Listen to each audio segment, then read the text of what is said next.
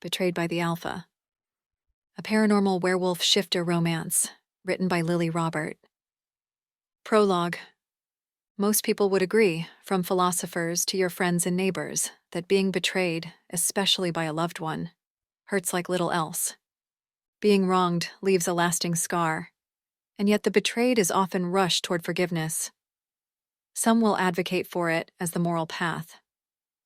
Others, because ultimately the betrayed will feel better letting go. And yes, resentment might be a heavy burden to bear. But what if the betrayal you'd suffered was never acknowledged? If everyone dismissed it? How do you move on when the world around you remains blind to your pain? How to find peace in a reality that denies your suffering? Well, the truth is that you don't. Instead, you escape it, until, one day, that harsh reality catches up to you. 1. Hunter, Daphne thinks, doesn't kiss Jade the way he kisses her. His lips against hers move with a possessive intent Daphne has never experienced. One that stills her heart.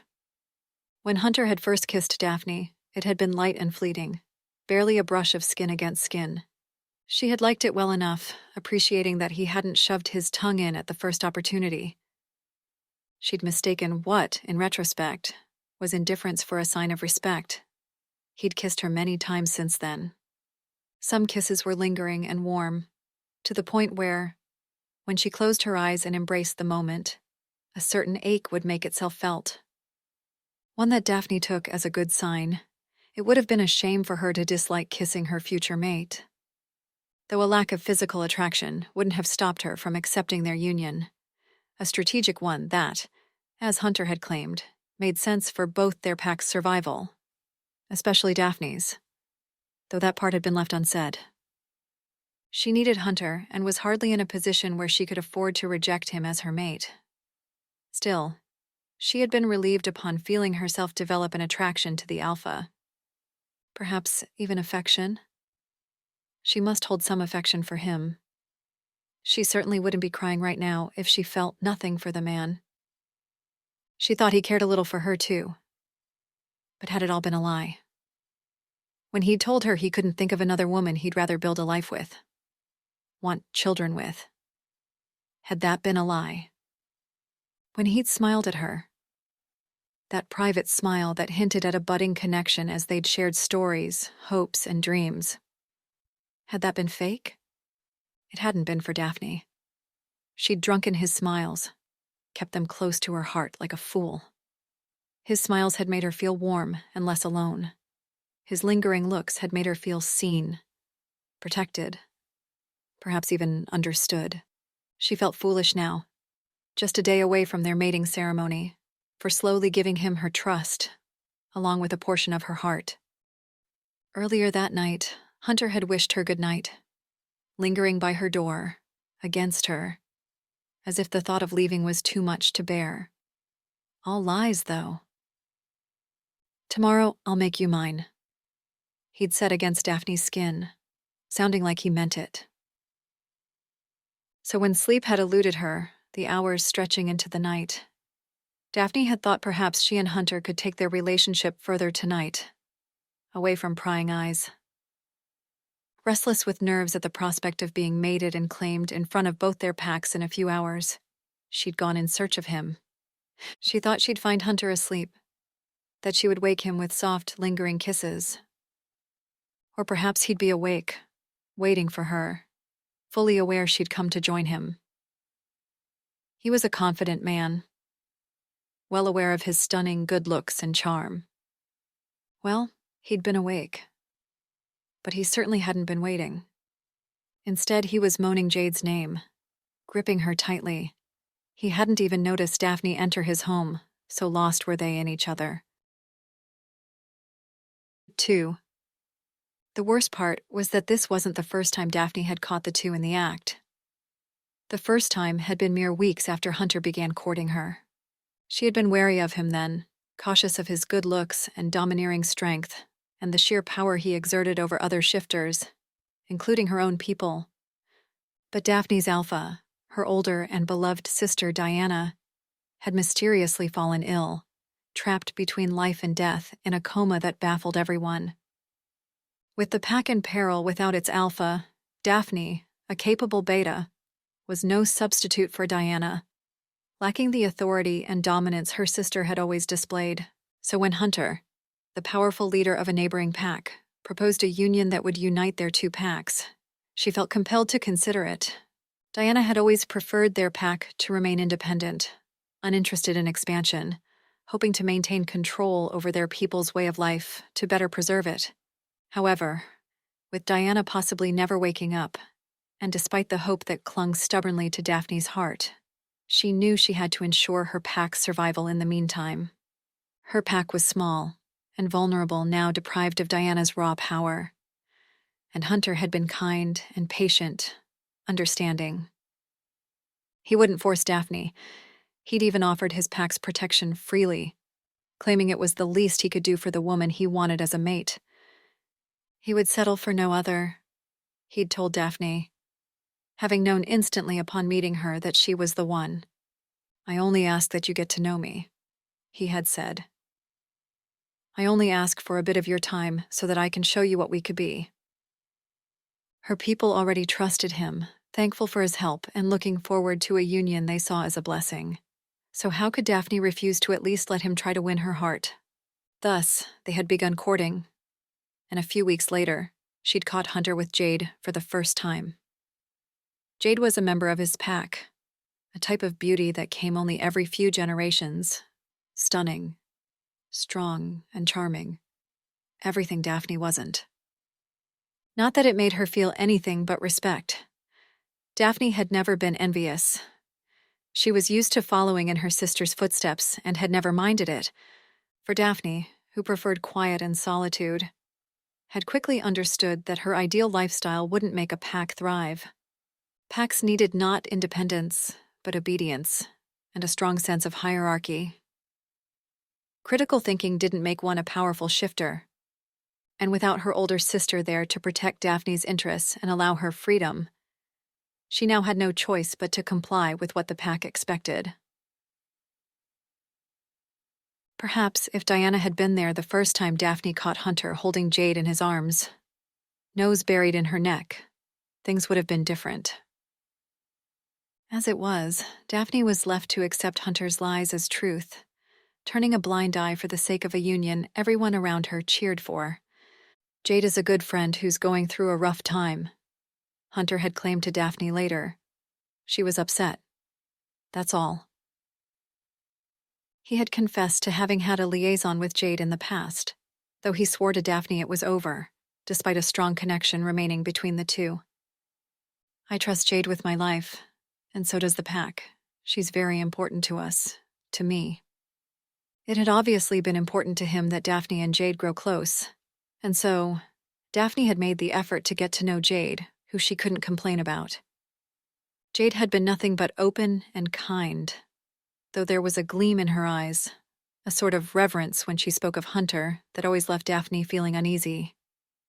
The second time she'd caught them together hadn't been a mere embrace, and Daphne's heart had pounded in her chest, each beat a relentless drum echoing through the hollow pit of her stomach.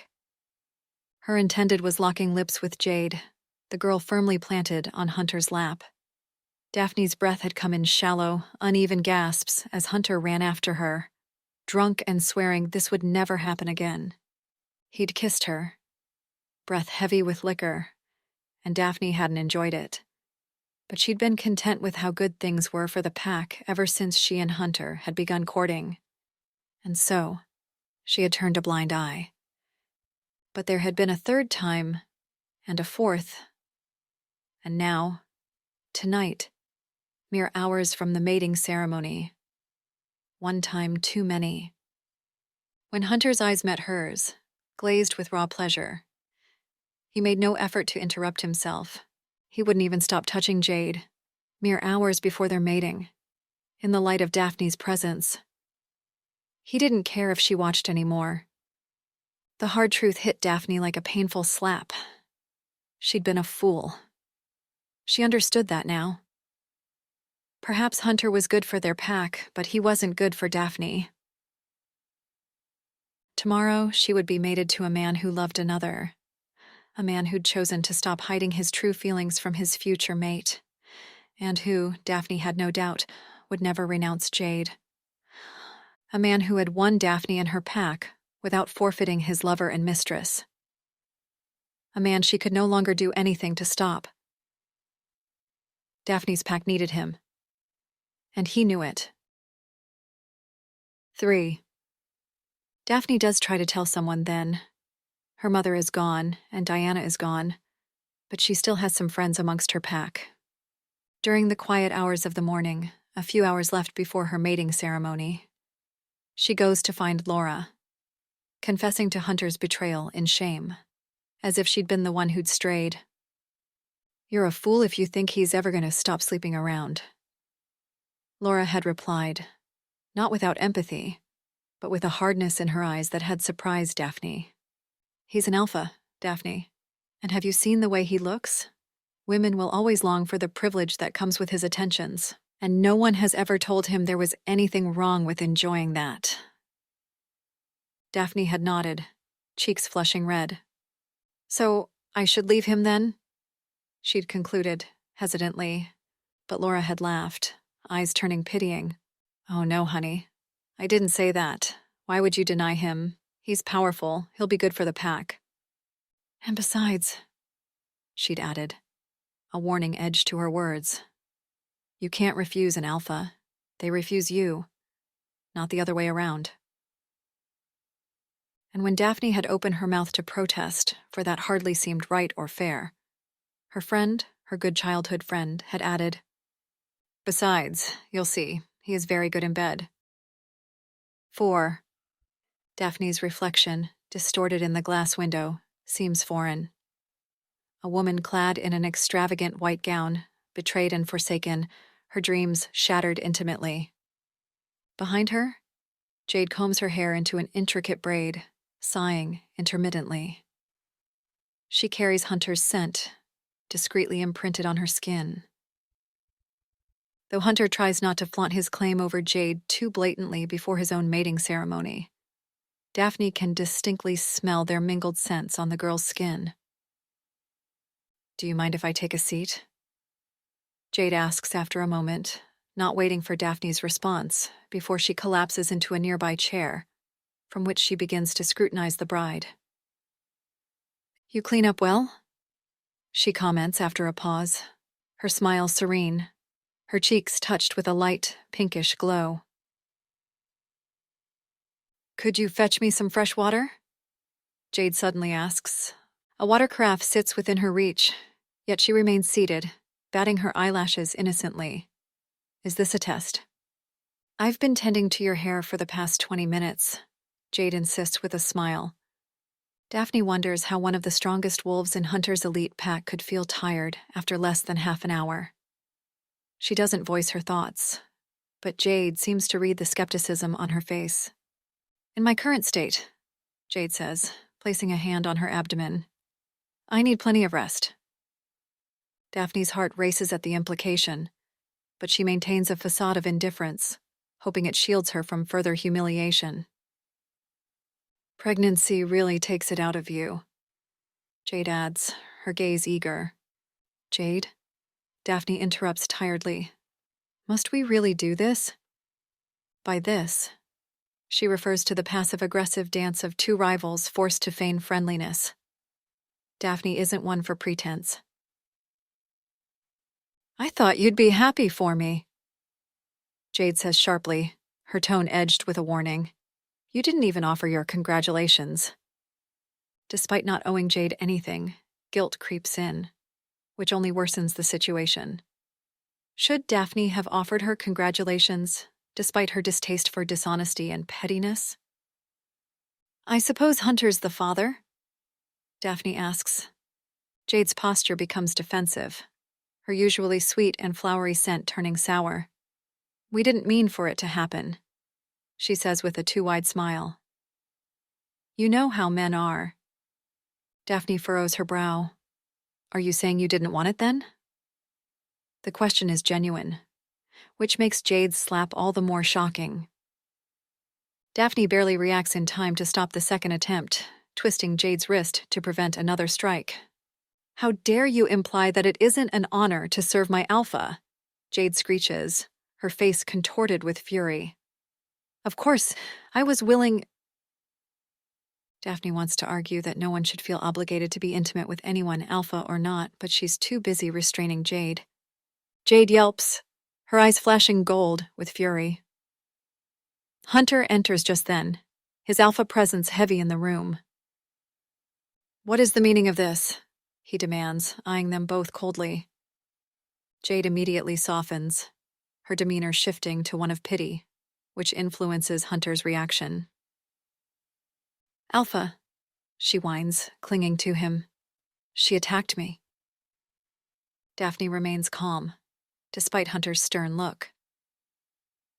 "Congratulations on the pregnancy," she tells him nonchalantly. "You must be excited."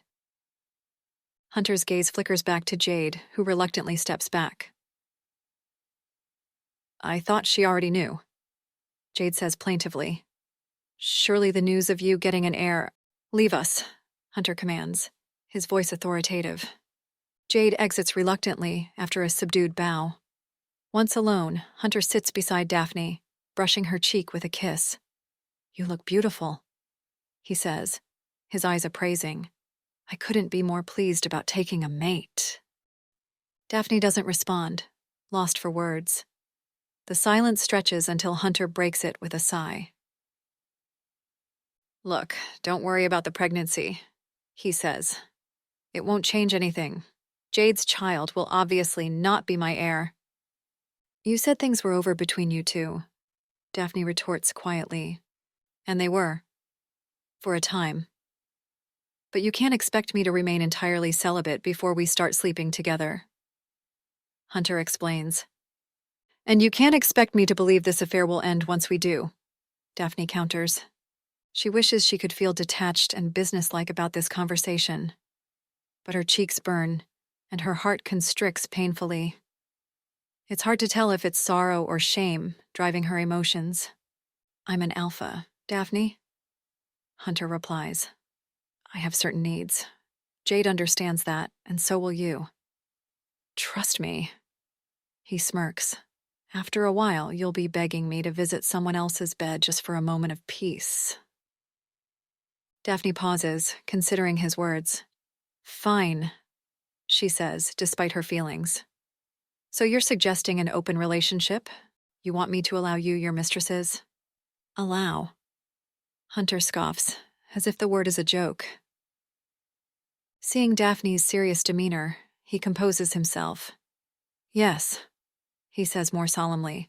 "I will have mistresses, but only our children will inherit the pack."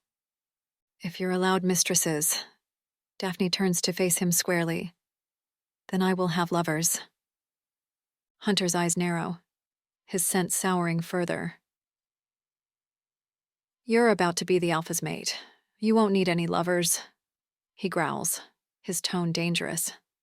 "It's not necessarily about need," Daphne replies calmly, smiling. "Sometimes it's about want."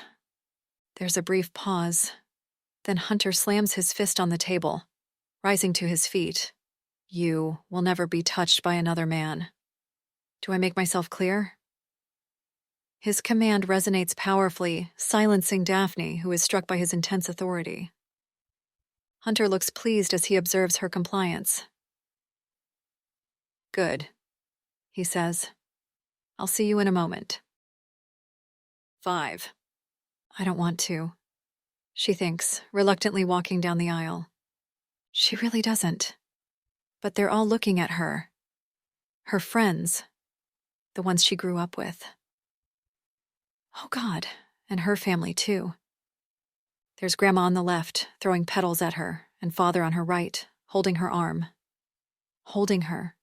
The old and the young, the warriors and the healers, from her pack and hunters. They're all here. Save for one. It doesn't feel right, getting married with Diana present. It doesn't feel right, taking Hunter's hand in hers. For the pack, Daphne tells herself. This is for the good of the pack. She swears fidelity to Hunter, grinding her teeth as he swears it right back. He looks very handsome today, all golden skin and dimpled smiles, and it hurt all the more. His golden curls frame his face, beautiful catching the sun. His brown eyes are warm. When he looks at her, though, Daphne wonders if he's picturing someone else in her place. He's much taller than Daphne, and so broad. Even for a shifter, he always seems huge and strong, the perfect alpha. He's perfect for the pack, Daphne tells herself. And in a moment's time, he'll be giving you a mating bite in front of all your peers, as is custom. But then, his teeth grazes Daphne's neck and she can't help it. She jumps away, making everyone gasp. "Wait," she says. They're all looking at her, worry in their gaze. They're holding their breath, and Hunter is holding her forearm, squeezing it in his palm. "What are you doing?" he mutters. Daphne ignores him. His hold is tight to the point of painful. Is that intentional, or can he not control his own strength? And does it matter? Neither alternatives ring right. Her mind is reeling, making her dizzy.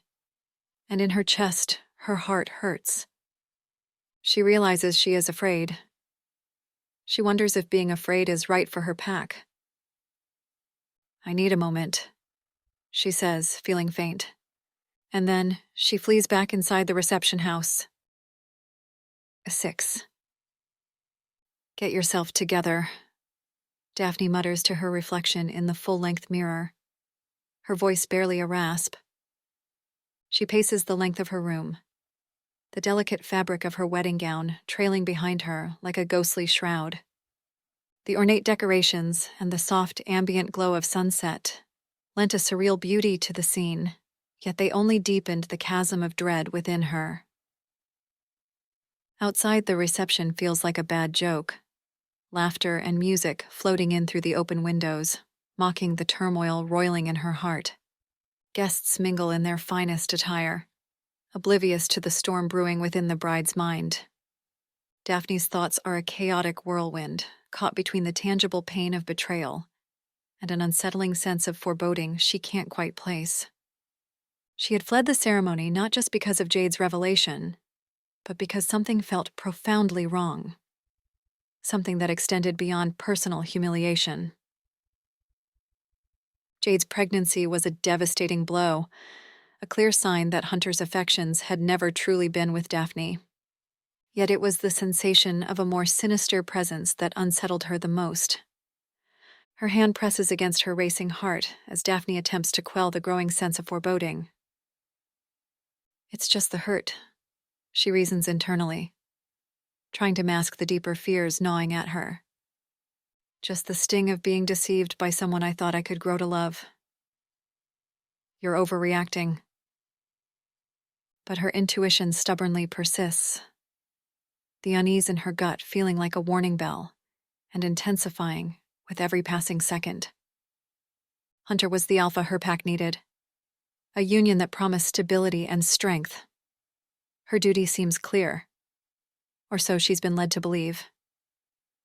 Yet now, standing alone in her opulent bridal chamber, Daphne questions it all. The pack's needs suddenly felt abstract, overshadowed by a very real sense of impending danger. It isn't just the betrayal. It is Hunter's general behavior, which seems almost too convenient, too perfectly orchestrated. Daphne's gaze flits around the room, landing on the opulent gown that now feels more like an iron cage than a symbol of joy. When she and Diana were small, their grandmother had told them to trust their intuition, that as shifters, their animal instincts often perceived what their human selves could not. Diana had always been wary of Hunter, for reasons Daphne hadn't fully understood. It was Diana, the alpha, whom he had initially wanted to court. He had arrived during a celebration, looking radiant, and had asked Diana to dance. His gaze fixed on her the entire night. Daphne had felt jealous, a feeling she could now admit. Not only was her sister the alpha, the leader, the strongest shifter in the pack, but she also commanded the attention of another alpha, a formidable alliance within reach. However, Diana had rejected Hunter, and then she had fallen ill. Suddenly, Daphne had everything: the attention, the respect, the man. But she had lost Diana. They say you don't know what you have until it's gone. Outside her room, Hunter's voice echoes angrily. He is waiting. They all are. Daphne feels like she can't breathe, desperation clawing at her. She has to make a decision. The thought of abandoning her pack's future weighs heavily on her. With trembling hands, she reaches for her veil, her resolve wavering as the sun dips lower, casting long shadows that seems to creep closer. You're being petty. Diana would have done what was right, what was needed. But Diana had never liked Hunter. Daphne ignores the thought, opening her door. Hunter's voice now booms across the hall, Jade's plaintive tone adding to the mix. Something within Daphne beckons her to follow it, despite her apprehension. She climbs the stairs to the next floor. Why did you have to tell her about the baby? Hunter's voice growls lower than before. I told you, Jade replies. I thought she knew. Liar. You couldn't wait until after I mated with her, if you hadn't let your petty jealousy take over? I'm not jealous, Jade says. I know what's at stake here. Do you? Hunter barks. We need this pack, Jade, the power they have. You know I disagree. They're weak. We could have easily taken them by force. But you had to go and try to get with the sister, so this is about Diana then. Hunter sneers. You were obsessed with Diana. Is that why you poisoned her? Daphne's heart stops. Poisoned? That can't be possible. She thought Diana was merely ill, and yet no one understood what had put her sister into a deep sleep. You won her pack, I won you. Best of both worlds, Jade replies. Daphne abruptly spins on her heels, not caring about the noise she is making. The fact that the conversation she has just overheard falls silent. She bursts back into her room and, almost out of her control, begins to shift. Her body shrinks and her wings spread, her dress falling to the floor as she throws herself out of the window, taking to the skies. 7. Hunter's people may not be able to fly, limited to their wolf forms. But Daphne isn't the only one among her own who can transform into a bird. She has no doubt that someone might try to come after her, if not to forcibly retrieve her, then at least to persuade her to return. The thought sends a wave of fear through her. The notion of captivity is unbearable in this form, which epitomizes freedom like no other. How could one not feel liberated while roaming the skies? Daphne knows she cannot afford to waste any time. With a sudden rush of wind beneath her wings, Daphne surges higher. The freedom of flight is intoxicating, liberating her from earthly concerns and the constraints of her previous life. As she ascends, the world below diminishes, the vibrant colors of the forest merging into a patchwork quilt of green and gold. The treetops shimmer like a sea of emerald, undulating rhythmically with the wind. Each flap of her wings elevates her further, distancing her from the ties of pack territory and the oppressive weight of her past life. The sensation of flight is sheer enchantment. The crisp, cool air flows effortlessly around her, its currents caressing her gently. No longer does Daphne feel the oppressive weight of her fears or the gnawing guilt that has plagued her moments before. As she climbs higher, the murmurs of her past life fade into faint echoes, gradually dissolving into the serene quiet of the upper atmosphere. She feels a profound sense of rightness, as though she is rediscovering a part of herself that has lain dormant under layers of duty and despair. In this magical space, the pack, the impending marriage, all seem like distant memories, as ephemeral as wisps of cloud drifting beneath her. The higher and farther she flies, the more she embraces the profound truth of her own freedom. And then, an arrow pierces her wing. The shaft, striking with precision, embeds itself deep into her wing and sends shards of agony through her entire body. Her instinct is to cry out, but in her bird form, she can only emit a shrill, panicked cry as she struggles to maintain control. Desperation surges through her as she fights to stay aloft despite the overwhelming pain. She knows she needs to land quickly to shift back and remove the arrow. Her flight becomes erratic as she struggles to maneuver, aiming for the thick canopy of trees below.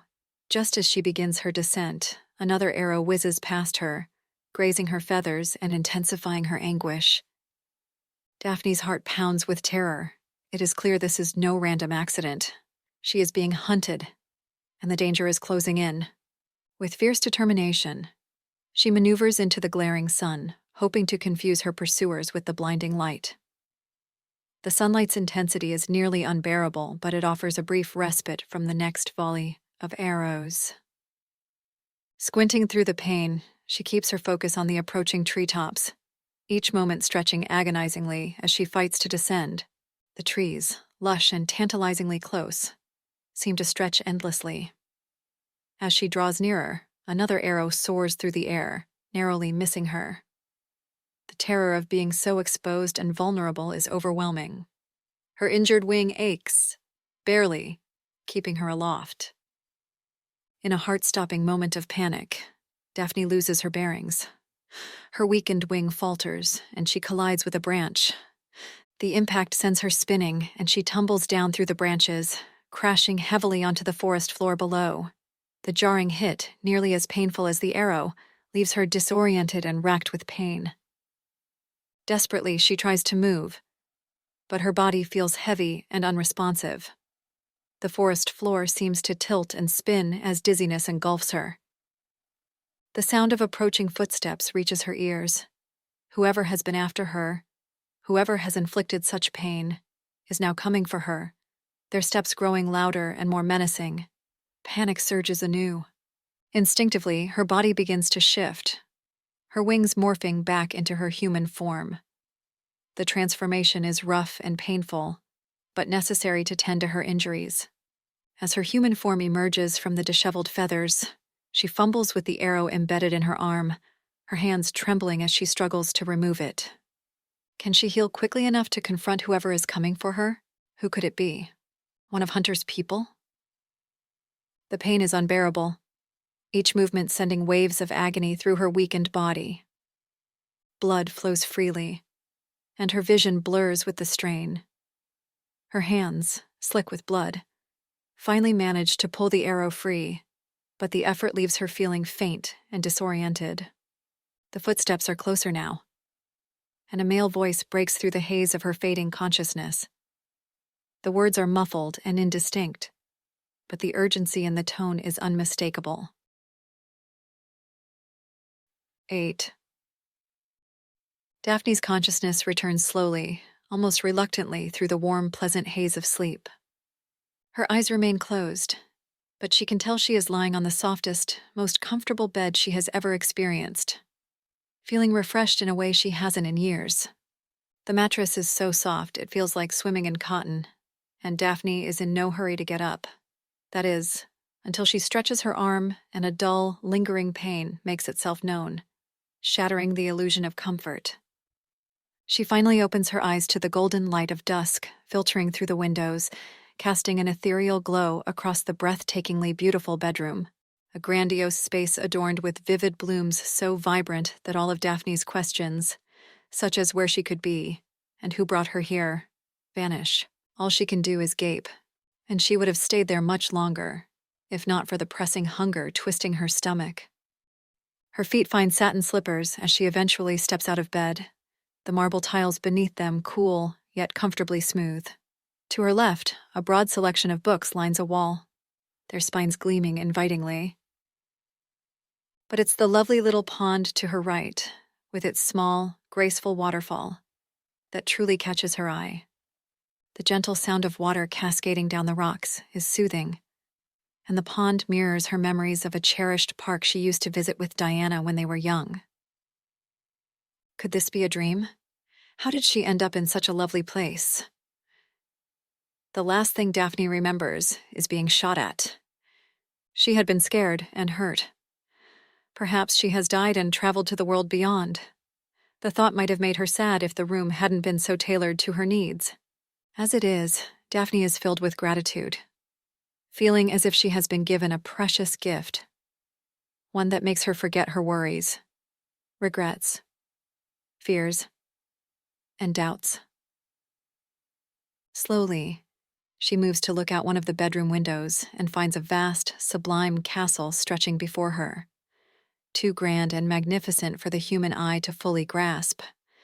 An architectural marvel of spires and turrets reaching towards the sky, their tips shimmering with an otherworldly light. Gardens filled with vibrant flora bloom just beyond the window frame and into the horizon, the air filled with a gentle, harmonious hum, as if the castle itself is alive and breathing, imbued with a sense of peace and tranquility that feels both inviting and unsettling. How has Daphne never heard of such a place? Surely she would know if a castle of heavenly beauty awaited near her pack's territory. Could it be that she has been taken far from her home, to a place so distant she had never known it existed? Turning back towards her bed, she finds it pristinely made, adorned with a beautiful, shimmering gown of silver that seems to be waiting for her. Daphne frowns, something nagging at the back of her mind. The animal side of her is somewhat uneasy, and, perhaps driven by it, she suddenly thinks of walking towards the flower-covered wall of her room, reaching out to a visually perfect rose. Its scent is dull, almost non-existent, leaving a sense of disappointing confusion within Daphne. The flower is so beautiful yet, without a scent, it feels almost artificial. The gown on the bed disappears, replaced by a t-shirt and jeans. Somewhat relieved, Daphne dresses and exits her bedroom. 9. Hunter paces around the living room of the pack house like a beast trapped in a cage. He hadn't expected Daphne to get away. He should have. She was Diana's sister, after all. And Diana, unlike any woman he'd ever met, had denied him. At first, Hunter had approached her because she'd been the alpha of an interesting pack, one with the power to shift not just into wolves, but many different animals.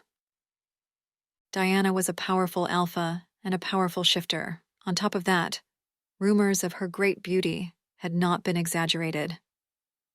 She may not have been nearly as gorgeous as Jade, a classical beauty so enthralling. She was the only mistress Hunter had yet to become tired of. He'd enjoyed the envy in other men's eyes too much for that. This desire Jade elicited in others, Diana couldn't compare with. But there'd been something else about her. A quiet strength and resolve. A determination to deny Hunter what he wanted. Her. That had enticed the beast within him. She didn't want him, nor his help. She didn't think she needed it, which had been precisely why he had then felt the need to have her. For it had been a need, pressing and all-demanding. He'd courted her, like he thought she'd want to be courted. He'd played the trusted ally, the patient friend who'd considered her an equal and who'd valued her opinion. All the while, waiting for the days he'd make her his and bring her to her knees. She'd beg for him eventually. They all did. Jade had been betrothed when he'd met her, in love supposedly, and she was his now. Diana would be too, and on top of it, her pack. But to his surprise, Diana had never ceded. In fact, she'd claimed she would cede for no one, for she was uninterested in romantic relationship altogether, and planned to remain celibate for the rest of her life. This had made Hunter laugh, except it hadn't been a joke. By this stage, he'd been willing to try a different tactic and threaten Diana into a union. Fear was a good motivator, and she'd grow to desire him in time. But by that time, the girl had fallen ill. And by the time he'd discovered Jade was behind it, Hunter had already moved on to new prospects. For if he couldn't have Diana, he'd settle on having her darling baby sister. Daphne wasn't nearly as interesting as Diana, and she wasn't really beautiful either, but mating with her would give Hunter Diana's pack, and that was the next best thing. Daphne's scent closely resembled Diana too, and sometimes a quiet determination filled her eyes, and she'd closely resemble her sister then. He'd mate with her. She was practical, modest, yet smart. And mostly, Hunter had no doubt she'd allow him his freedom. But now Daphne was gone. Diana wouldn't have him even if she was to wake up. She'd never mate with her sister's ex, and Daphne had left him. How exciting. He thought she'd be a bore, and he hadn't felt any real desire for the little sister until now. But his mind, ever since she'd left, had been playing with the idea like a new toy.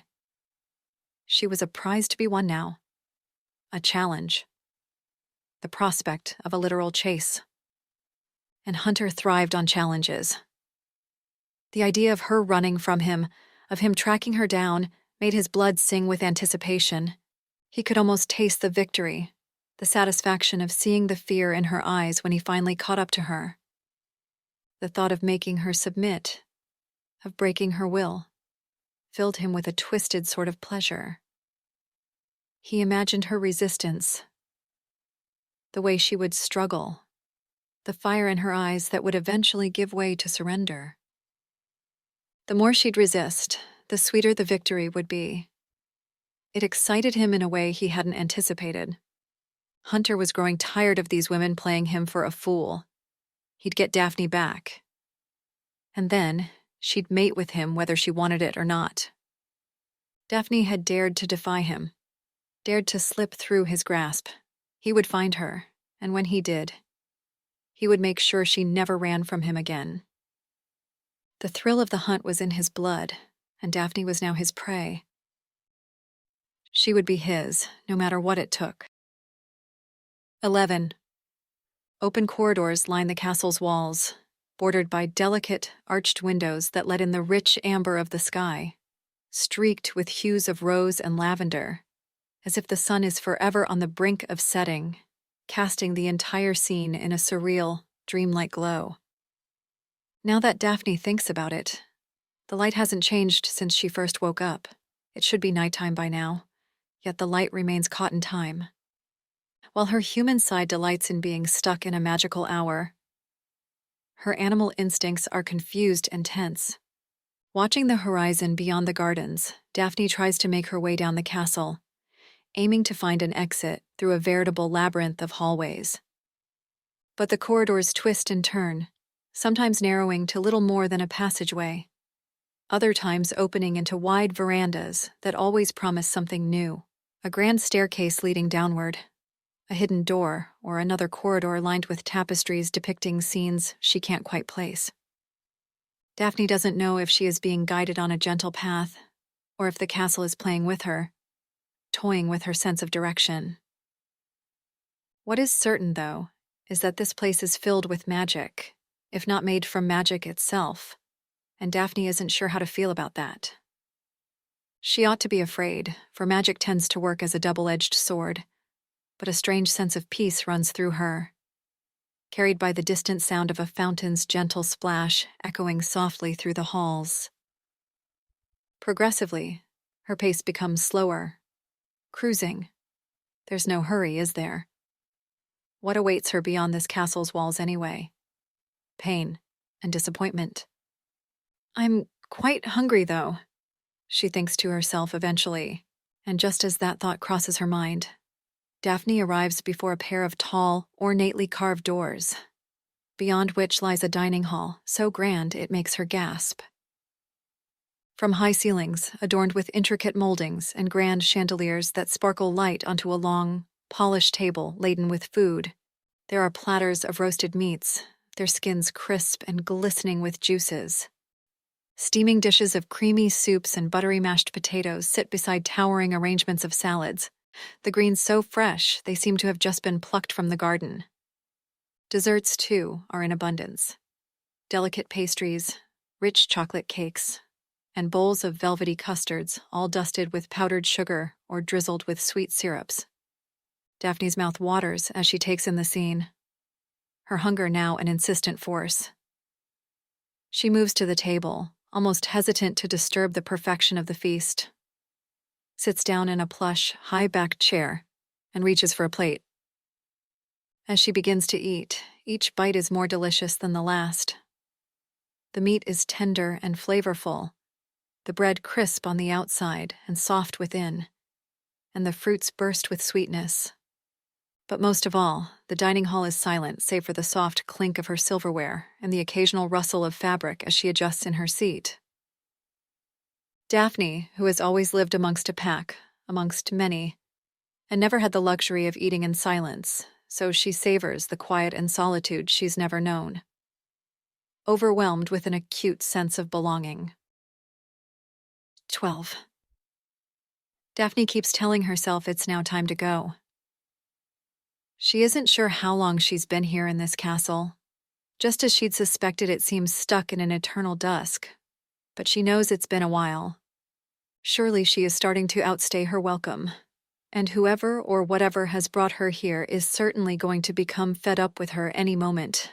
Besides, peace and quiet is lovely. But one can't live alone forever, can they? And so, she paces hall after hall in search of an exit, determined. But then, something new catches her eyes and she thinks, just a moment longer. Surely she can enjoy this place just a little bit more?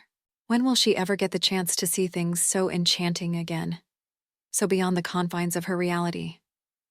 And there's also the matter of what is awaiting her outside. Or rather, who? Now that she's had some peace and quiet, and that the pain in her arm is withering away, Daphne can focus on what she'd heard prior to running away. Not only had her betrothed been cheating on her with his pregnant mistress, not only had he been interested in her sister prior to settling with Daphne, the man was dangerous. He was after their pack and would stop at nothing to take control of it. He'd gotten rid of Diana, or if not directly, hadn't even thought to punish who'd done her harm. What would he do to Daphne? Should she refuse to mate with him? What would he do to her people? And most importantly, what could she do to stop him? She couldn't do it alone. But would her people even stand beside her to thwart of Hunter? They'd all fallen prey to his charms, saw him as nothing short but a savior. He was the perfect alpha, the perfect leader. So, would anyone even be inclined to believe Daphne if she suddenly declared he couldn't be trusted to lead them? Perhaps Diana could have convinced the others to rally behind her, but Daphne, she didn't even have any proof against Hunter and Jade. What can she do? As she crosses through a darker, dimly lit corridor, which walls are covered in mirrors, she wishes she could have some insights on what is happening back at the pack, of what Hunter is doing. And then she sees him. Hunter. Right there. Standing beside her in the mirror to her right. So real she yelps and abruptly look over her shoulder to confirm his presence, heart wild with fear. But Hunter is nowhere to be seen. Nowhere but within the reflective surface of the mirror where he stands proud, face contorted with anger. I want her found. He's saying to a silent, unknown crowd. Search every acre of the forest. Have every single one of our people participate. Bring me back Daphne at once. The raw anger in his tone, the all-encompassing authority, has her shiver in horror. Was this why people admired him so? Because of the underlying threat lacing his words? Because of the fear of what he'd do if not obeyed? Or was it because his power held potential for his prospective allies? Because of the knowledge that something dangerous could do wonders if it were wielded for your benefit? Hunter is a weapon best kept on one side. For who could stand against him and survive? Hasn't Daphne fallen prey to his charms herself? Shame floods her heart. Especially when, unlike her, Diana hadn't been fooled, and she'd paid the price. Daphne falls to her knees. She'd give anything to speak to her sister once more, to hear what she would have to say about all of this. I say to hell with it all. A voice booms behind her. Daphne gasps. There is Diana, in a new mirror, one just behind her shoulder. She looks tall and proud, as healthy as she'd been before Jade's poison had struck. Her long golden locks cascade past her shoulder, her dark, mindful eyes filled with compassion. Sister. Daphne's heart is full of so much relief it feels like it is going to burst. Sister, how are you here? Are you all right? Never better. Diana smiles. Don't worry about me, Daphne. I'm the eldest. It is my role to worry about you, not the other way around. Daphne's eyes fill with tears. But you were gone, she whispers, reaching a head out to her sister. You were gone, and everything went so wrong, Diana. Hunter is after our pack. He wants to mate with me. That is out of the question, Diana snaps. He isn't a good man. He doesn't deserve you. I know that, but the pack... Let me worry about the pack, Daphne. You are safe here in this palace. Yes, Daphne murmurs, feeling it to be true. But hasn't it given you all that you ever wanted? Isn't it the most beautiful haven you've ever seen? It is. Daphne sighs contently before remembering something seemingly important. But what about you, sister? I'd miss you here. Why? We're together now, aren't we? Diana smiles, and she is right. Everything is wonderful here, where Daphne is safe. There's no reason to worry. That is until a large hand is suddenly covering Daphne's mouth, and she is pulled back into someone's arms as a deep male voice whispers against her ear. Don't turn around, just walk straight ahead. And Daphne wants to have a normal reaction, such as thrash around, escape, or scream in shock, for instance. But she finds herself unable to do anything but take a step forward, and then another, her own body rebelling against her, possessed with the need to comply. Good, the voice encourages, as Daphne progresses along the mirrored corridor. Keep going until you reach a flight of stairs. And then it adds, softer and almost apologetic. Don't be afraid. I'm not going to hurt you. Daphne wants to scoff at that. Where are we going? She asks instead, because she has a sense of self-preservation, and opposing whoever has taken control of her body doesn't seem particularly smart. I'm taking you outside of the castle, the voice says calmly.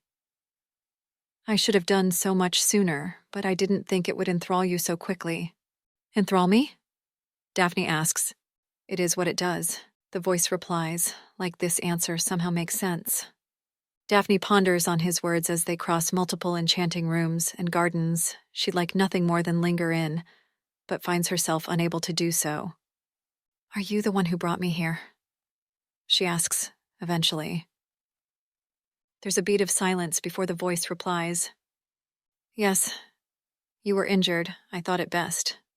Though before Daphne can thank him, the man adds, I'm not sure I should have now, though I am sorry for shooting you. I was hunting for food. I didn't know you were a shifter. I haven't seen one in years. The flight of stairs appears, and just as it does, the need Daphne has felt to turn around, the one she hasn't been able to fulfill, suddenly feels within reach. She begins to twist her neck, almost on instinct. Freeze, the voice says. Daphne does. You will not turn around until I tell you to do so. Just follow my instructions. Now go down the stairs. The stairs take them to gardens below, a sea of green, dotted with vibrant flowers in full bloom, their colors deepened and enriched by the golden light. Why would you need to hunt for food? Daphne suddenly thinks to ask. There were plenty to be found here. That wasn't real food, the man replies. Only an enchantment, and enchantments don't provide nourishment, only the illusion of it. If you'd pay close attention, you'd find you are still hungry. Is she still hungry? Daphne doesn't feel like she is. The food had tasted real, and more importantly, fantastic. And yet her animal instincts are tensed, she realizes, unsatisfied and eager to take over, to force Daphne into taking care of her own needs. You would have realized it eventually, the man says, not unkindly, as they reach large, towering gates at the bottom of large steps that ran across a good portion of the grounds. Stop here. Extend your right hand.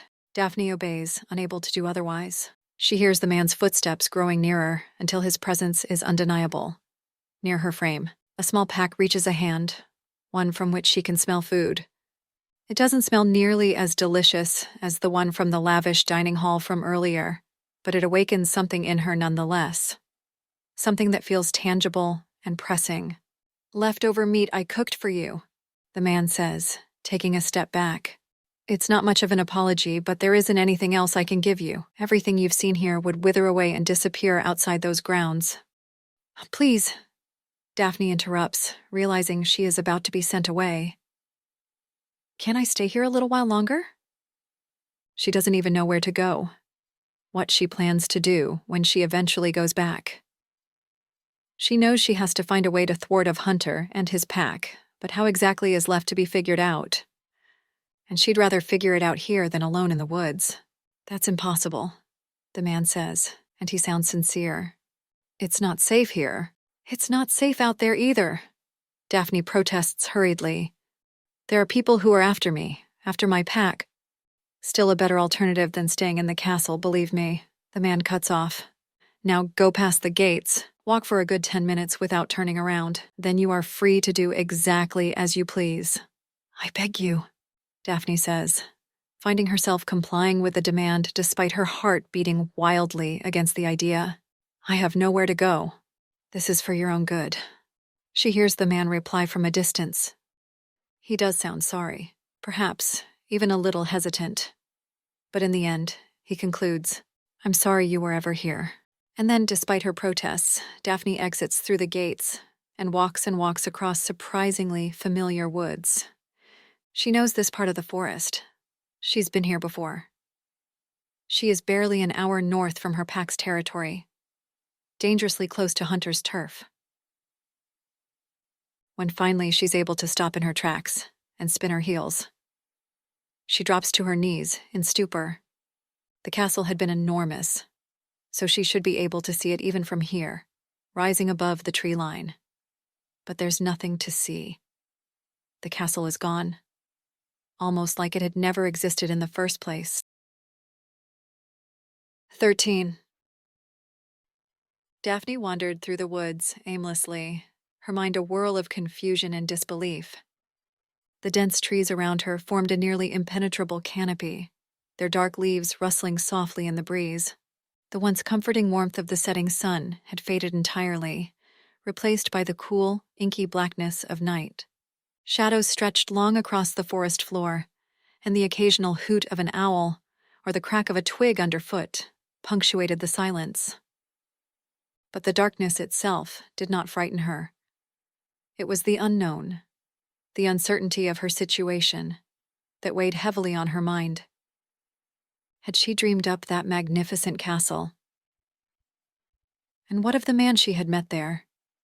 His presence so overwhelming that it had left her reeling. The memory of his voice, the way he had compelled her to follow his every word, lingered like a specter in her thoughts. Perhaps the injury to her arm had given her fever. It seems rather improvable. Shifters rarely ever got sick and had the capacity to heal from any injury rather quickly, or more efficiently than a human at least. Daphne herself had experienced rapid recovery from injuries before, and this should have been no different. But if this entire experience hadn't been a fevered dream, how come she couldn't see the castle anymore? Daphne had tried going back on her tracks, looking for the place to at least confirm she hadn't dreamt it. But she'd found nothing. No matter how far she retraced her steps, there was no trace of the grand structure that had loomed so imposingly in the twilight. Only the little pack of meat she still clutched in her hand was proof that her encounter with the castle and its enigmatic owner had been real. It was as if the place had vanished into thin air, leaving her stranded and bewildered in the middle of the forest. Who was that man? The question gnawed at her, even as she tried to push it aside. How had he managed to make her comply with his every demand, despite her initial resistance? An alpha had the power to command. But this level of obedience, this perfect submission to his will, was something Daphne had never encountered before. Not even Hunter, with all his strength and dominance, could have achieved such a thing. The thought of Hunter pulls her thoughts away from the mysterious castle, grounding her back in the harsh reality of her situation.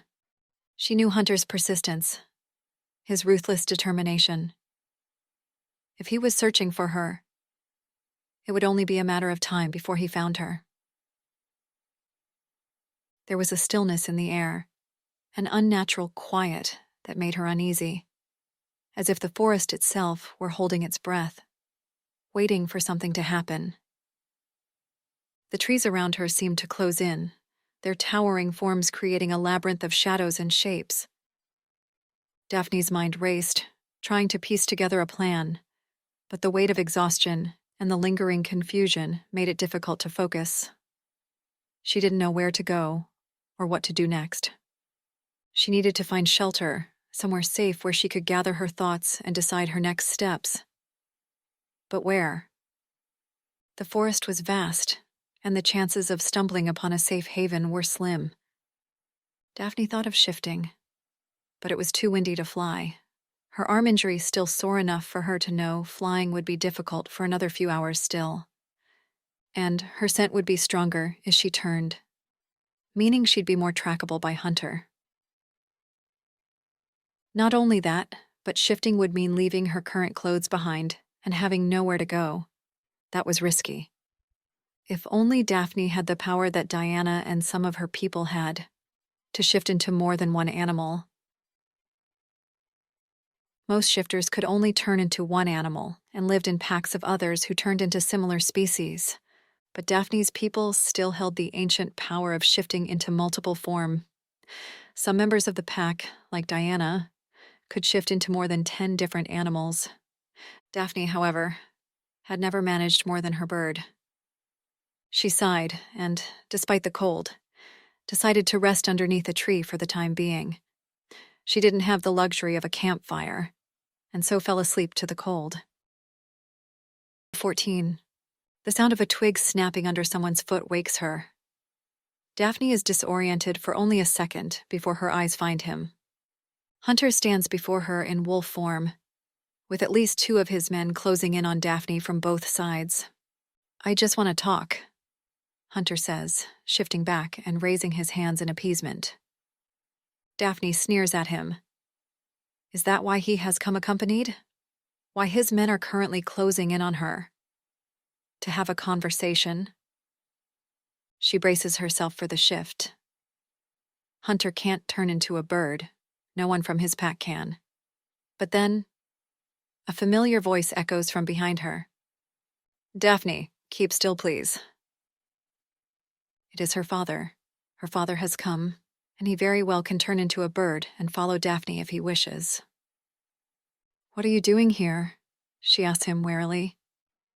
That was an unexpected turn of events, to say the least. She knew Hunter would be coming, but her father...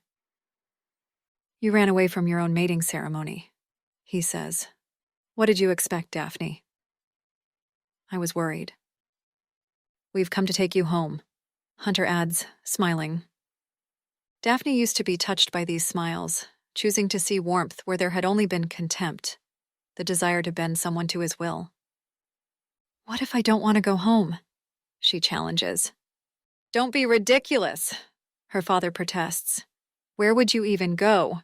Live amongst humans? Find a job in one of their offices? You're a shifter, Daphne. You belong with your people."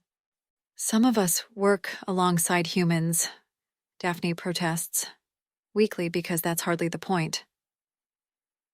"They've been educated to do so, to blend in to better support the pack. You never showed any inclination towards such a path," her father insists.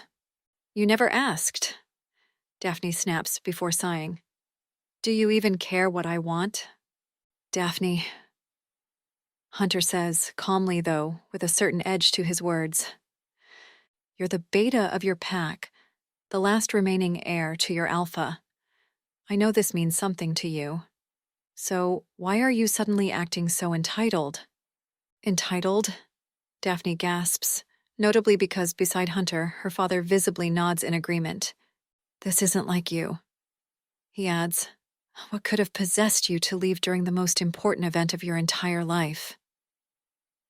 I wasn't aware an arranged mating bond was to be the highlight of my existence, Daphne mutters, all the while trying to find a way out of this mess. If she shifts, her father will come after her. On a good day, she could lose him, as she is a faster flyer, having more experience in the skies. Daphne's father could also turn into a dog, a form he tended to prefer. But Daphne is still injured. Look, Daphne, all I want is your happiness, Hunter says. Is that why you got another girl pregnant? Daphne snaps back. To make me happy? Obviously, this isn't the worst thing Hunter has done. There's also the matter of poisoning Diana. But she doesn't want to let on that she knows about that, not yet. Who knew how Hunter would react? He could hurt her, and her father, to keep her quiet. No, better play the fool on that particular twist of events for now. Daphne, Hunter is an alpha male. Her father says, you cannot expect him to save himself for one woman. Daphne gapes at him. Her father had been faithful to her mother all her life. She knew it. So why is he acting like the concept of fidelity is suddenly ludicrous? Are you really so afraid of him that you are willing to bend to everything he says? She asks, pointing towards Hunter. Her father grimaces. Apparently that means yes. We need him, he says, more than you know. Diana didn't think so, Daphne argues. Enough. Hunter takes a step towards her. You promised yourself to me, Daphne. You're mine. He steps towards her, his eyes flying to her neck. Oh, God. Is he planning to give her a mating mark here in front of everyone? Is he planning to force it on her? Stay where you are, Daphne warns, gluing her back against the tree she had been sleeping under. Her defensive posturing only makes Hunter grin, his scent deepening into something thick and anticipating. He's enjoying this. Daphne realizes, cornering her like this, the chase, her fear. He's enjoying all of it. Don't touch me, she protests as Hunter grows closer, though in no hurry, taking his time with his advances. It's not out of concern for her, Daphne thinks. He's just trying to make the moment last. She tries to kick him away as he lunges forward, but he barely grimaces at the hit, grasping her arm and pulling her to her feet. Daphne, he smirks. That is not how an alpha's mate acts. Daphne bares her teeth at him.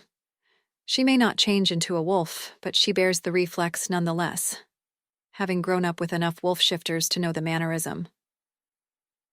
Hunter pulls her towards him, and Daphne knows it's too late to shift. She should have done so earlier, taken her chances against her father, but fear had stilled her movement. She'd always thought, upon being threatened, she'd either fight or flee. But it appeared she'd acted like a deer caught in the headlights, or a rabbit playing dead. She refuses to let the tears fall or to shut her eyes as Hunter bends his head towards her neck, teeth bared and ready to bite. She wants Hunter to remember the disdain and anger in her eyes, not her fear. His teeth are inches from her neck. Freeze, a voice says. Daphne recognizes it. It is the male voice of the castle owner, as deep and smooth as she remembers it. Which is why, unlike everyone else present, she isn't surprised when she suddenly finds herself unable to move. Hunter's eyes, however, which had been holding Daphne's gaze, go wide with stupor. She'd smile if she had any control left over her body. Who's there? Hunter grunts, a dangerous edge to his voice. Show yourself. There's a slight snort on Daphne's left. Apparently, the mysterious castle owner finds Hunter amusing. That's a first. Bold of you to assume you could bear looking at me, shifter, the voice says. But I wouldn't afflict it upon you, despite how despicable I find you to be. He pauses briefly, letting his words sink in. Though despite the beat of silence, Daphne is still unsure what they could mean. Close your eyes, all of you, the voice commands. Daphne obeys, of course. She doesn't have a choice. The voice compels her to. And then she hears those quiet footsteps just before icy cold fingers wrap around hers. Come with me, Daphne, the castle owner says. The rest of you keep still until the sun rises. Daphne finds herself being pulled away slowly, her only guide this cold, large hand holding onto hers. If you think for 1 second I'm going to let you get away with it, you're a fool, Hunter growls. Daphne's my mate-to-be. I'll make sure you regret taking what's mine. By Daphne's right, she feels her rescuer shrug. There's not a trace of concern in his voice as he replies, while leading Daphne away. You can try. 15. The growl that rumbles deep in Hunter's chest is almost primal, a sound born of fury and wounded pride. He longs to curl his fingers into fists, for the nails to bite into his palms as he struggles to contain the rage threatening to explode from within. This was supposed to be simple. Daphne was supposed to be his to claim, his to break, his to possess. But now, some unknown rival had dared to interfere, to challenge him. And that was something Hunter could not tolerate. Daphne, the one who had slipped through his fingers, was now within the grasp of another. The very thought sends a dark thrill through him, a twisted excitement that only fuels his determination. The idea of another man touching her, holding her, infuriates him to the point of madness. He would find her, and when he did, he would make sure she knew exactly what it meant to defy him. But this time, it wouldn't just be about claiming her. It would be about revenge. Revenge on the man who had dared to cross him, dared to challenge his dominance. Hunter's mind races with images of the confrontation to come. He can see it so clearly. Daphne trembling as she is dragged back to him, her eyes wide with fear and desperation. And the man, this so-called savior, would be reduced to nothing, his life snuffed out like a candle in the wind. Hunter would take great pleasure in it, savoring every moment as he exacted his revenge. He would make this rival suffer, make him pay for daring to stand between him and what was his. And then, with Daphne's spirit broken, he would ensure she never questioned her place at his side again. His desire for Daphne is reaching a foreign level of obsession, fueled by the thrill of the chase and the promise of conquest. And yet, more than anything, he craves the moment when he will face this rival, this man who had dared to take Daphne from him, a pathetic coward who hadn't even dared show his face. Hunter would take great pleasure in destroying him, piece by piece, until there was nothing left but a memory of the fool who thought he could challenge an alpha and live. He'd be begging for mercy by the time Hunter was done with him. When Hunter is finally able to move again, his mind is so consumed with these thoughts he remains standing still, his breath coming in harsh, ragged gasps. His men look to him, uncertain, but he barely notices them. As he turns to his men, his voice is low, laced with barely controlled rage. "Spread out," he orders. "We're not leaving until we find them." His men nod, moving quickly to follow his command. The game is far from over. In fact, it is only beginning. 16. Daphne occasionally jumps at the soft rustle of leaves or the distant creak of old trees swaying. But in the end, there's never any signs of pursuit. They've been walking for a good 15 minutes, and Hunter and the others are nowhere to be seen. "Guess you really weren't kidding when you said people were after you," the man says eventually, his voice breaking the silence that has settled around them like a heavy cloak. Daphne's eyes keep closed, her hand still clasped in his, cool and firm, guiding her through the dense forest. The ground beneath her feet is uneven, a mix of soft earth and fallen leaves that has her tripping on what feels like the roots of ancient trees every now and then. But that cool hand in hers is there, steadying. My father was amongst them, she says, more to herself than to her mysterious rescuer. She still cannot believe it. He could have went after her alone, tried talking to her if he'd been so worried about her choices. In fact, he could have talked to her about her union with Hunter and what it meant for the future of the pack months ago. But instead, he'd followed after Hunter today. And for what? To make her feel guilty. The hand around Daphne tightens for the briefest second before it seems to remember itself. Being betrayed by family is the worst of all betrayals. Her rescuer comments quietly. The forest is alive with the sounds of night. Crickets chirping softly in the underbrush, the distant rustle of small animals moving through the leaves. The smell of rich earth and decaying leaves fills Daphne's nostrils, grounding her in the reality of the moment, even as her mind spins with the shock of what has transpired. Overwhelmed, she focuses on the sensation of his hand in hers, the steady rhythm of their footsteps as they navigate the forest. "What's your name?" she asks the man. "Gray," comes the reply. That's a strange name, Daphne thinks, though she doesn't say it. "Are you taking me back to your castle, Gray?" she asks, eventually, because she can no longer stand to listen to the rapid beat of her own heart. "You're not my prisoner. If you'd prefer, I can release you here." The man replies, tone sincere. "But you're welcome to hide inside the castle for now, should you wish to. No one will find you there. The castle is impossible to find to anyone who's not guided there directly by me." Despite the telling relief she feels at his words, for a magically untraceable castle does find like an ideal place to hide in, Daphne cannot help but remember the man's parting words as he'd kicked her out of his home earlier. He'd implied his castle was dangerous. "Did you build it yourself?" she asks, making Gray snort. "Sorry," he says. "I wasn't expecting that question. No, I'm not much of a constructor. The castle was created by a powerful magician, one that draws his magic directly from a demon." Daphne shivers at that. It doesn't sound particularly reassuring.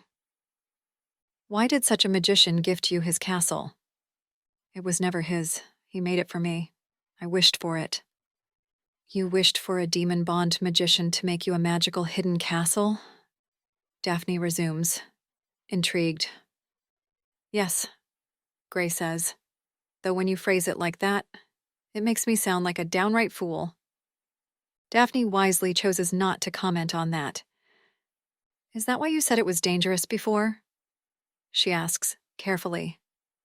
"Because it's a magic castle?"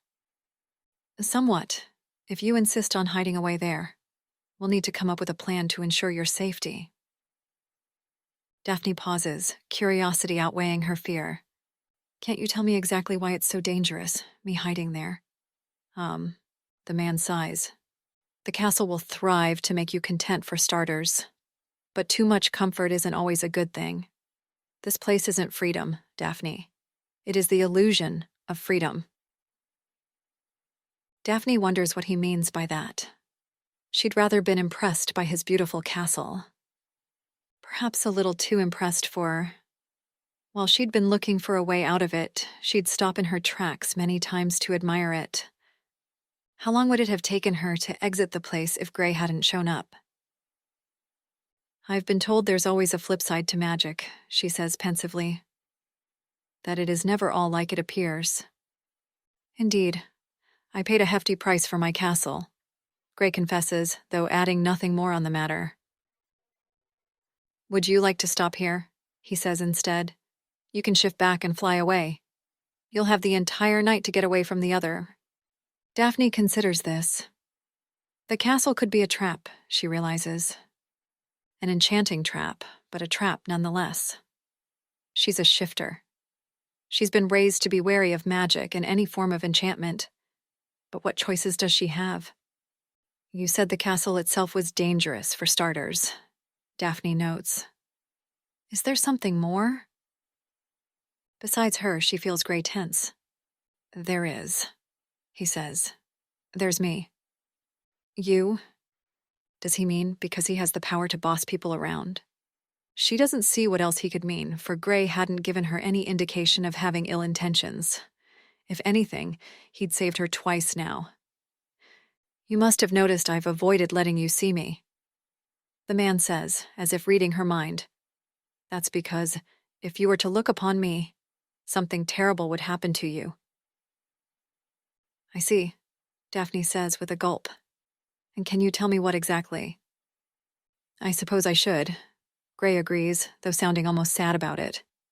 Though he does end up telling Daphne anyway.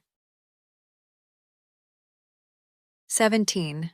They decide on a system on the night Daphne comes back to the castle.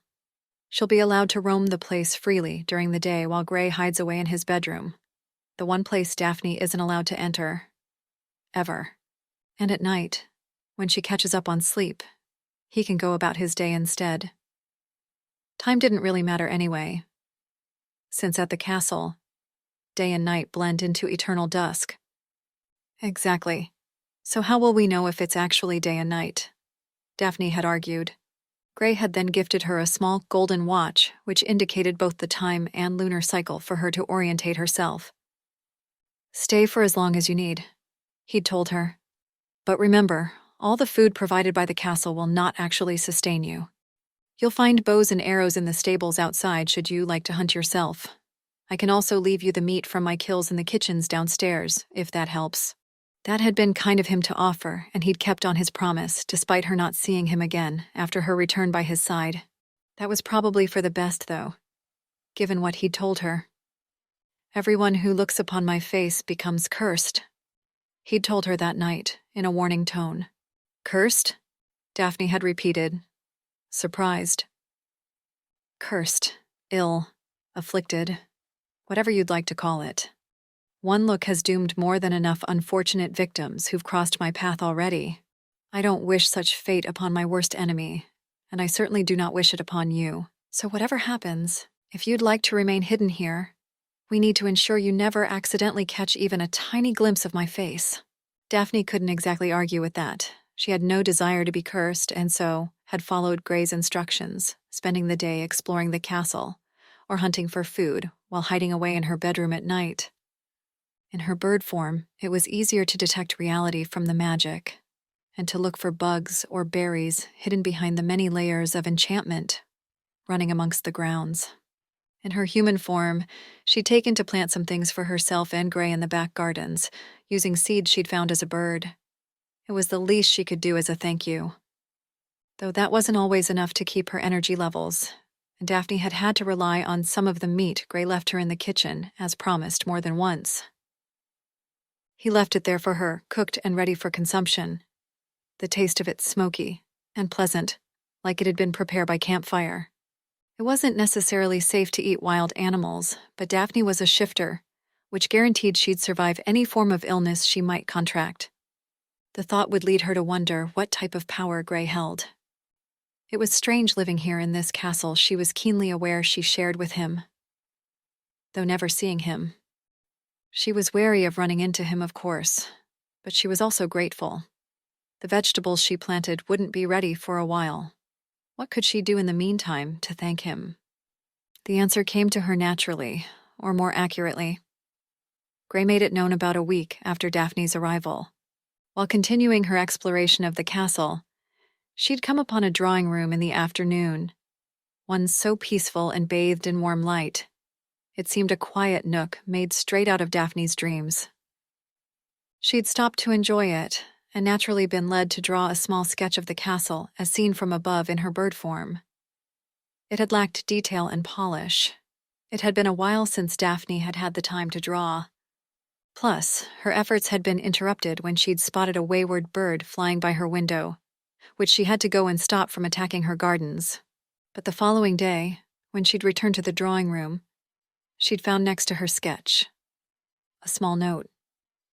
"Is that what the place looks like from the skies?" It read. The handwriting was elaborate, though, with a slight shakiness to its elegant calligraphy. She had no doubt it came from Gray, not only because it could hardly be from anyone else, but also because the curve of his letters suited him for reasons Daphne had trouble pinpointing. "Not exactly," she replied below his own note. "Give me another day." But the following evening, she would leave him a much more accurate version of her sketch, having taken care to imprint the view of the castle as seen from above in her mind, and replicating it in the most minute detail she could muster. "For Gray, thank you," she noted at the bottom of the drawing. She almost erased the words from the sheet after she'd written them, not only because her calligraphy left much to be desired in comparison to his, something she'd never thought she'd be embarrassed about, but to which she was, but also because her meager drawing didn't seem nearly enough thankful in comparison to the favor Gray was granting her by letting her stay here. But in the end, she didn't know what else to do, and so settle on leaving her note.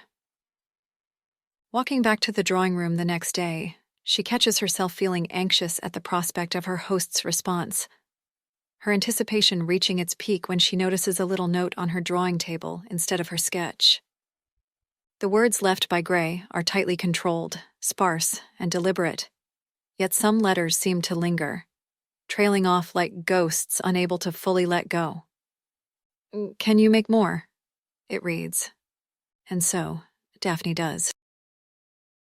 18. Hunter sits in the dimly lit room of the pack house, a sinister smile curling at the edges of his lips. He has already laid the groundwork, the perfect strategy to flush Daphne out of hiding and back into his grasp. It isn't enough to simply hunt Daphne down. He wanted to savor the process, to turn the very people she loved against her, to watch as her world crumbled around her, leaving her with nothing but him, with no choice but to surrender. The pack was easy enough to manipulate. They were already on edge, concerned for their alpha Diana, who lay unconscious, trapped in that deep, unnatural sleep. All it took was a few whispered words, a carefully planted seed of doubt, and they would turn on Daphne without a second thought. After all, if there was one thing Hunter understood, it was fear, and how to wield it like a weapon. He leans back in his chair, ideas slips easily into his thoughts, the perfect lie to ignite the anger and fear of her people. Diana was their beloved alpha, their leader, and the idea that her own sister could have betrayed her would turn the pack against Daphne with a ferocity that even he could barely contain. He could almost see it now, their eyes wide with horror, their hands clenched into fists, their voices rising in a crescendo of outrage and betrayal. And it would all be directed at Daphne, but he wouldn't stop there. No, Hunter knew how to twist the knife deeper. By the time he was finished, Daphne would be a pariah, hunted by her own people, with nowhere to turn. When he finally found her, she would be desperate, broken, and utterly alone. She would have no choice but to accept him as her mate, to submit to him entirely if she wanted any hope of reclaiming her life. She would be his, and this time, there would be no escape. Soon, very soon, she would be back in his grasp. There is one loose end he needs to tie up before he can fully savor his victory, though. Her mysterious savior, the rival who had somehow managed to best him. He searched for this man tirelessly, scouring every lead, every rumor, but the trail always seems to go cold. No shifter could have had that level of power over him. He was certain of that. But the man had possessed an unprecedented ability to control minds, paralyzing him with a single command. There weren't many who wielded such power, and Hunter's mind races as he considers the possibilities. 19. It is a place within the castle she both loves and hates, one she longs for as much as she dreads. The hall is unlike any other room in the castle, starkly different from the warm, glowing spaces bathed in the perpetual golden light that pours in from the gardens. Here, the atmosphere is entirely different, cool and shadowed, as if bathed in the soft light of a hidden moon. The air is crisp, almost chilly, carrying a faint scent of night-blooming flowers that seem to whisper secrets as they sway in an unseen breeze. The corridor stretches endlessly before her, its floor covered in polished stone that feels like cool silk beneath her bare feet. Each step she takes is muted, absorbed by the strange, enchanted stillness that pervades the hall. Above her, the ceiling disappears into darkness, giving the unsettling impression of being under an open, starry sky, though not a single star is visible. It is as if she has stepped into a different world entirely, one that exists on the cusp of night and day, reality and dream. But it is the mirrors that dominate the space. They line the walls, each one tall and elegantly framed in ornate silver, reflecting not just Daphne's image, but a multitude of other scenes that shift and change with each passing moment. Some of the mirrors show the world outside, the world Daphne left behind. She can see the forest where she once ran free, the pack's territory with its familiar landmarks. Other mirrors show scenes from the past. Daphne sees herself as a child, playing with Diana in the woods, their laughter echoing through the trees. But it is the mirrors that show glimpses of the future, or what could be the future, that unsettle her the most. In one, she sees the pack, but they are different, fiercer, more united, with Diana standing at the forefront, strong and unyielding. In another, she stands by Hunter's side, children running about around them, and she hates how the vision fills her with hope, a tantalizing glimpse of what could have been. Except could it have been? Hunter looks at her with love. The love Daphne used to imagine seeing behind his gaze. A love which in her heart doesn't ring true. Then there are the mirrors that Daphne can never quite understand. The ones that seem to show scenes in real time. In one, she sees Diana, lying still in her coma, her face pale and serene, as if merely asleep. But the mirror is deceptive. For if Daphne lets herself think too long about how much she wishes Diana were awake, the image shifts. Her sister stirs, her eyes fluttering open, and suddenly she is looking at Daphne, truly seeing her. Sometimes Diana speaks, her voice soft and pleading, asking Daphne to come home, to save her, to bring her back from the darkness that has claimed her. Other times, Diana's expression is peaceful, almost content, and she tells Daphne how happy she is that her sister has found a place as wonderful as the castle, urging her never to leave. It is hard to leave the halls, and it is hard to come back to them. Daphne knows the mirrors can't be trusted, but she can't resist their pull, drawn by a need she cannot fully explain, a need to see, to know, even if the truth remains just out of reach. Standing there in the cool, moonlit hall, surrounded by reflections of her past, present, and possible future, Daphne feels a strange sense of isolation, as though she is both here and not here, caught between the world she knew and the one she is nowhere close to understanding. She stares at her own reflection for so long she barely recognizes herself. What is she even doing here? She should be thinking of a plan to defeat Hunter, to get her pack back. This is a magical castle. Surely she could use it to conjure up ideas, solutions. Show me Hunter, the real Hunter. She asks the mirror, bracing herself. The man appears before her, tall and proud. He is addressing a crowd, gesticulating proudly to accentuate his message.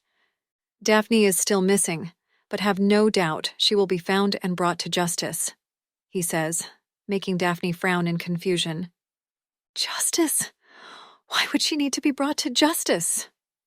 Not only has she tried to hurt Jade, after discovering she was with child for she foolishly assumed the child was mine. Hunter claims, a harsh glint in his eyes. But it turns out she intended to do so with the same poison she used on her own sister.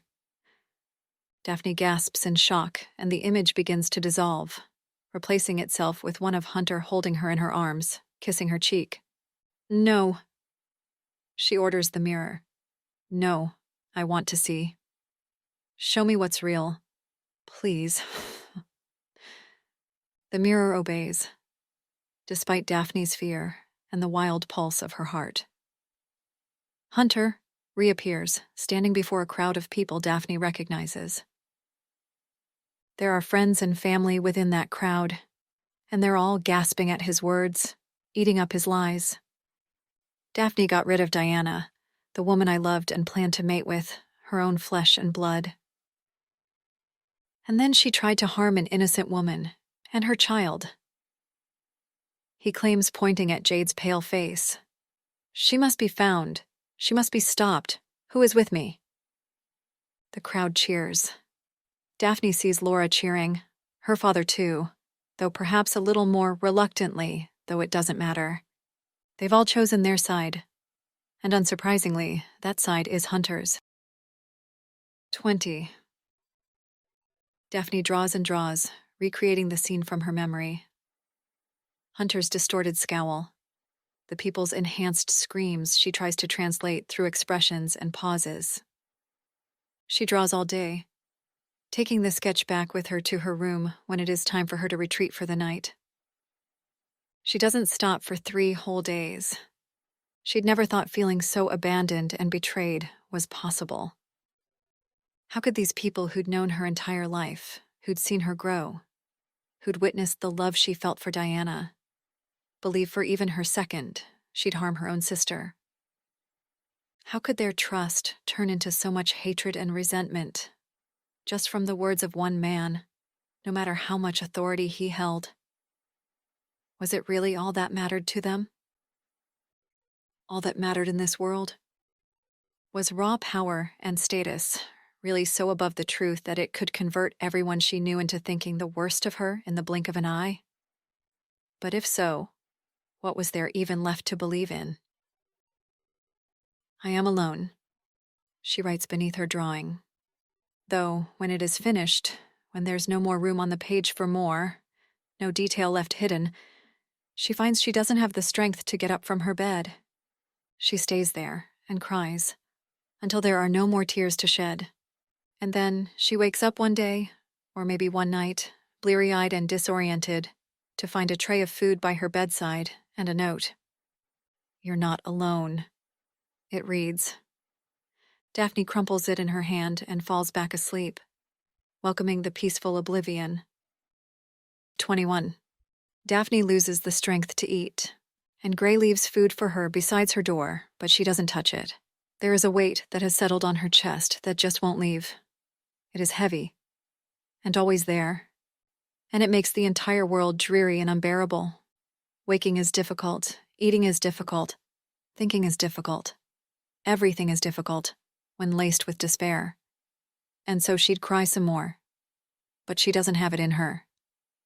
And then one day, she wakes to the feel of something tied around her face, covering her eyes. I would draw you something, Gray's voice says from her left. But I'm not very good at it. He's sitting beside her, Daphne can tell. He sounds somewhat uncomfortable, but his voice is real and there, or so Daphne thinks. Perhaps what you saw in the mirror wasn't real, he tells her. Have you thought about that? Daphne briefly shakes her head. It had been real. She knew it in her heart. Gray doesn't say anything for a while. If it wasn't his hand grazing hers, as cold as ice, Daphne would. You'll wither away if you don't eat anything, Gray comments. How about we play a game of truth? Gray says. Since you're so good at knowing what's real and what isn't, I'll tell you a story. And by the end, you'll tell me if it is real or not. And if you guess wrong, you'll have to eat a bite of food. Daphne gives a small shrug. If I guess right, will you leave? She rasps, wanting sleep. For the time being, Gray promises. Fine. Daphne sighs, burying her face in her pillow. Do your worst. Gray briefly scratches his throat. Daphne suspects him of doing so for dramatic effect. This is the story of a lone sailor who finds himself unexpectedly cast upon the shores of a desolate island. Stripped of the companionship and comfort of civilization, he faces the daunting task of surviving in a place where no other human soul has tread. And so, he scrambles along the rugged coastline, searching desperately for fresh water, food, and shelter. Each discovery, a small victory in the struggle to stay alive. He builds a shelter from the wind and rain. He learns to fish in the clear waters, to find sustenance in the plants that grow wild and free. The days turn into weeks, and the weeks into months, solitude weighing heavily on his soul. And yet, through all the hardship, he endures. Time, which at first seemed like an enemy, becomes his teacher, showing him the value of patience, the strength in solitude, and the art of living with less. Gray interrupts himself there and adds nothing more. Waiting. That's Robinson Crusoe, Daphne says, looking forward to being left just as alone as the fictional character who'd been on that island. Actually, Gray says, a trace of amusement in his voice. This is the story of Alexander Selkirk, the very real, sottish Royal Navy officer who spent years as a castaway on an inhabited island. His story might have inspired Daniel Defoe, but, well, it happened nonetheless. Daphne opens her mouth to protest, only to find a bite of meat placed onto her tongue. Eat, Gray says cheerfully. No one like a sore loser. How do you think you'd fare on a deserted island completely cut off from civilization? Daphne asks him, days later. Must be truly terrifying being so alone. But she then realizes that this is more or less how Gray has been living all this time. Sure, probably more comfortable than on an island with no shelter, but cut off and alone. Nonetheless, I suppose I'd be relieved, comes the reply. And Gray leaves it at that. 22. Gray tells Daphne new stories every day, and while he initially settles on real-life events or famous works of fiction to dupe her into eating, his tales eventually become more personal in order to keep her interested. I once knew a man of noble birth, a count who resided in a distant, isolated castle, he says. Rumors swirled around him, whispered tales of strange occurrences in his presence, people falling ill, inexplicable disappearances, and a sense of dread that lingered long after he had left a place. Those who encountered him often spoke of an overwhelming sense of unease, as if they were in the presence of something not entirely of this world. Though he lived in grandeur, his existence was marked by an insatiable hunger, a thirst that could never be quenched by ordinary means. He had a way of bending others to his will, drawing them into his dark orbit, leaving them changed forever. Was the man a vampire? Daphne asks. There is a beat of silence. Yes, Gray says. Was that man Dracula? Daphne guesses, pretty certain of herself, though Gray doesn't answer for a long time. That man was my father, he says, falling silent again, though it is not a peaceful silence. Rather, it is an expectant one, a question in itself. His father was vampire, Daphne thinks. He isn't joking. Besides her, Gray shifts. He doesn't usually shift. In fact, he tends to be very still. And very quiet. And his hands, she realizes, are always cold. There is the matter of his power, the fact that he can command people at will. He's been in this castle for a very, very long time. Perhaps not 500 years old, but a long time nonetheless. She thinks of asking him for confirmation. Are you a vampire? She could ask. Though she feels as though she already knows the answer. Vampires cannot be made. The condition is hereditary. They are all born humans, though. Those bearing a gene which makes them come back to life should they die too early. How did you die? Daphne then wants to ask, For Gray would have had to die to become a vampire. Vampires are magically kept alive through blood magic. Blood they must consume, otherwise they'll drop dead once more. Where have you been finding blood? Daphne thinks. And then, are you interested in my blood, comes to mind. In the end, though, she says none of that, keeping this thoughts to herself. Besides her, she feels Gray subtly relax. The sunlight feels warm upon Daphne's skin. It is rather nice. Would you like me to leave you enjoy the gardens alone? Gray asks. You need to be blindfolded when I'm around, but if I left... Don't go, Daphne says. When you're not there, She pauses. When he is not there to distract. She thinks about what the mirror had shown her, the danger lurking outside the castle's gates. But mostly, she thinks of how ugly the world is.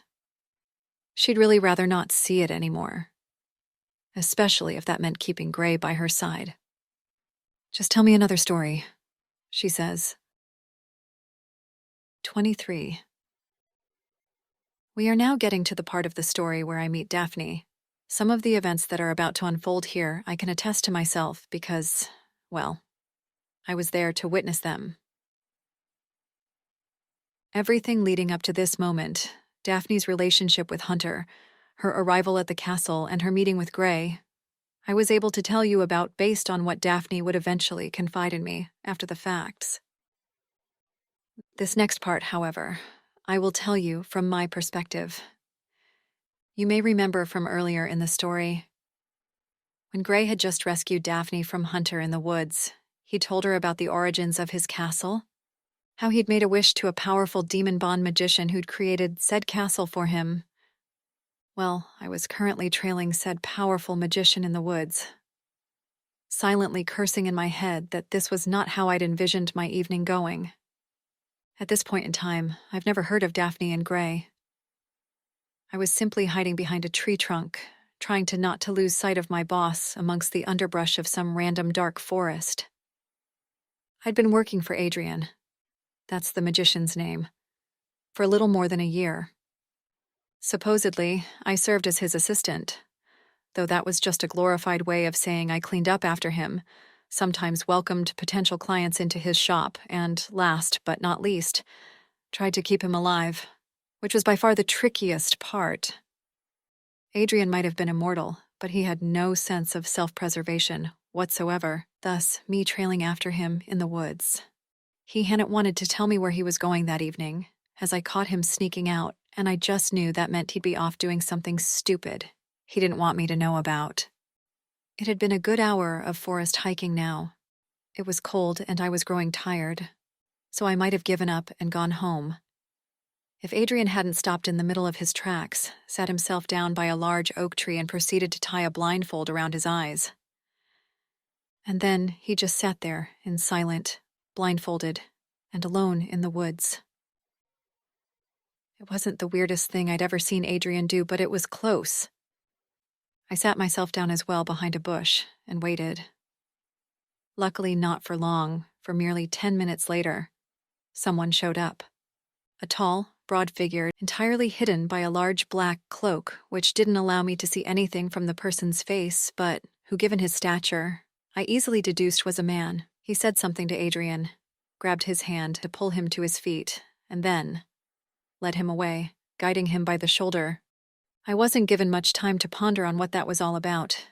They were moving away swiftly, and so I got up to follow from a distance. I kept a safe distance, just far enough to remain unseen, but close enough to keep them within sight. The night was pitch black, the trees towering ominously overhead, and every now and then a twig snapped under my feet, causing my heart to jump into my throat.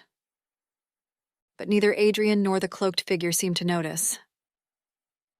The woods felt endless, and with every passing moment, the sense of unease in my gut grew stronger. My mind raced with questions, but before I could find any answers, something extraordinary happened. In the blink of an eye, the pitch-black darkness gave way to a warm, golden light. It was as though I had stepped through an invisible veil, crossing from one world into another. The transformation was so sudden, so complete, that I nearly stumbled in surprise. I stopped dead in my tracks, my breath catching in my throat. Before me, where there had been nothing but dense forest moments ago, stood a magnificent castle, its towering spires reaching up toward the sky, glowing softly in the perpetual light of dusk. The walls were made of smooth, pale stone, and the windows were tall and arched, their glass panes catching the light and reflecting it back like 1,000 tiny stars. For a moment, all I could do was stare as I tried to wrap my mind around the sheer wonder of it. The castle seemed to pulse with a kind of quiet magic, a living, breathing entity that beckoned me closer, urging me to step inside. It was almost too much to take in, too fantastical to be real, and yet I felt an inexplicable pull, a need to see what lay within its walls. I watched as Adrian and the cloaked figure made their way toward the castle's grand entrance, their forms dwarfed by the massive wooden doors that swung open as they approached. I shook off my stupor and hurried to catch up, slipping inside just before the doors closed behind them with a soft, echoing thud. The interior of the castle was no less awe-inspiring, the corridors long and winding, lined with intricate tapestries, and the air was filled with the faint scent of something sweet and floral, a fragrance that seemed to cling to the very walls. I followed at a distance, my footsteps silent on the plush carpet, my heart pounding in my chest. The man led Adrian deeper into the castle, through a series of twisting hallways and past rooms that looked too grand to be real, until finally they stopped in front of a large ornate door, which the cloaked figure pushed open with a gloved hand. I hesitated, pressing myself against the wall as they entered, then quickly slipped behind a nearby pillar to watch. The room they had entered was a lavish sitting room, filled with plush furniture and softly glowing lamps. The walls were lined with shelves of books and trinkets, and a large fireplace crackled warmly at the far end, its flames casting flickering shadows across the room. The cloaked figure guided Adrian to a chair, helping him sit down. I thought, perhaps this was the moment where the man would remove Adrian's blindfold. He'd guided him there like this, as to avoid Adrian knowing where his secret magic castle was, but now that they were inside, he'd no reason to keep Adrian unseeing. But he did nothing of the sort. "Welcome back, old friend," he said instead, making Adrian smile. I might have felt more reassured if the man hadn't been fully draped in a cloak. And I guess somehow my thoughts were heard by the universe or something, because at that moment, a gust of wind blew inside the room, removing the hood of the cloak from the man's head. And so, I was left staring at the man's face, nothing short of bewildered. 24. Daphne comes in through a door opposite me just a short while later, and by that time Gray, whom I've learned is the man's name, has put on his cloak again. I instantly identify her as a shifter, for I've met many shifters before and she is undoubtedly one of them. Though her friend, the mysterious cloaked Gray, he is something else. Shifters have a certain aura, a wild and untamed air about them that makes one feel uneasy, as though faced with an impressive though potentially dangerous animal. They are usually tall, athletically well-built, and tend to act impulsively. The man I'd seen beneath the cloak, though, he'd been nothing like that. There was a quiet, almost eerie stillness about him, a sense of contained power that demanded attention.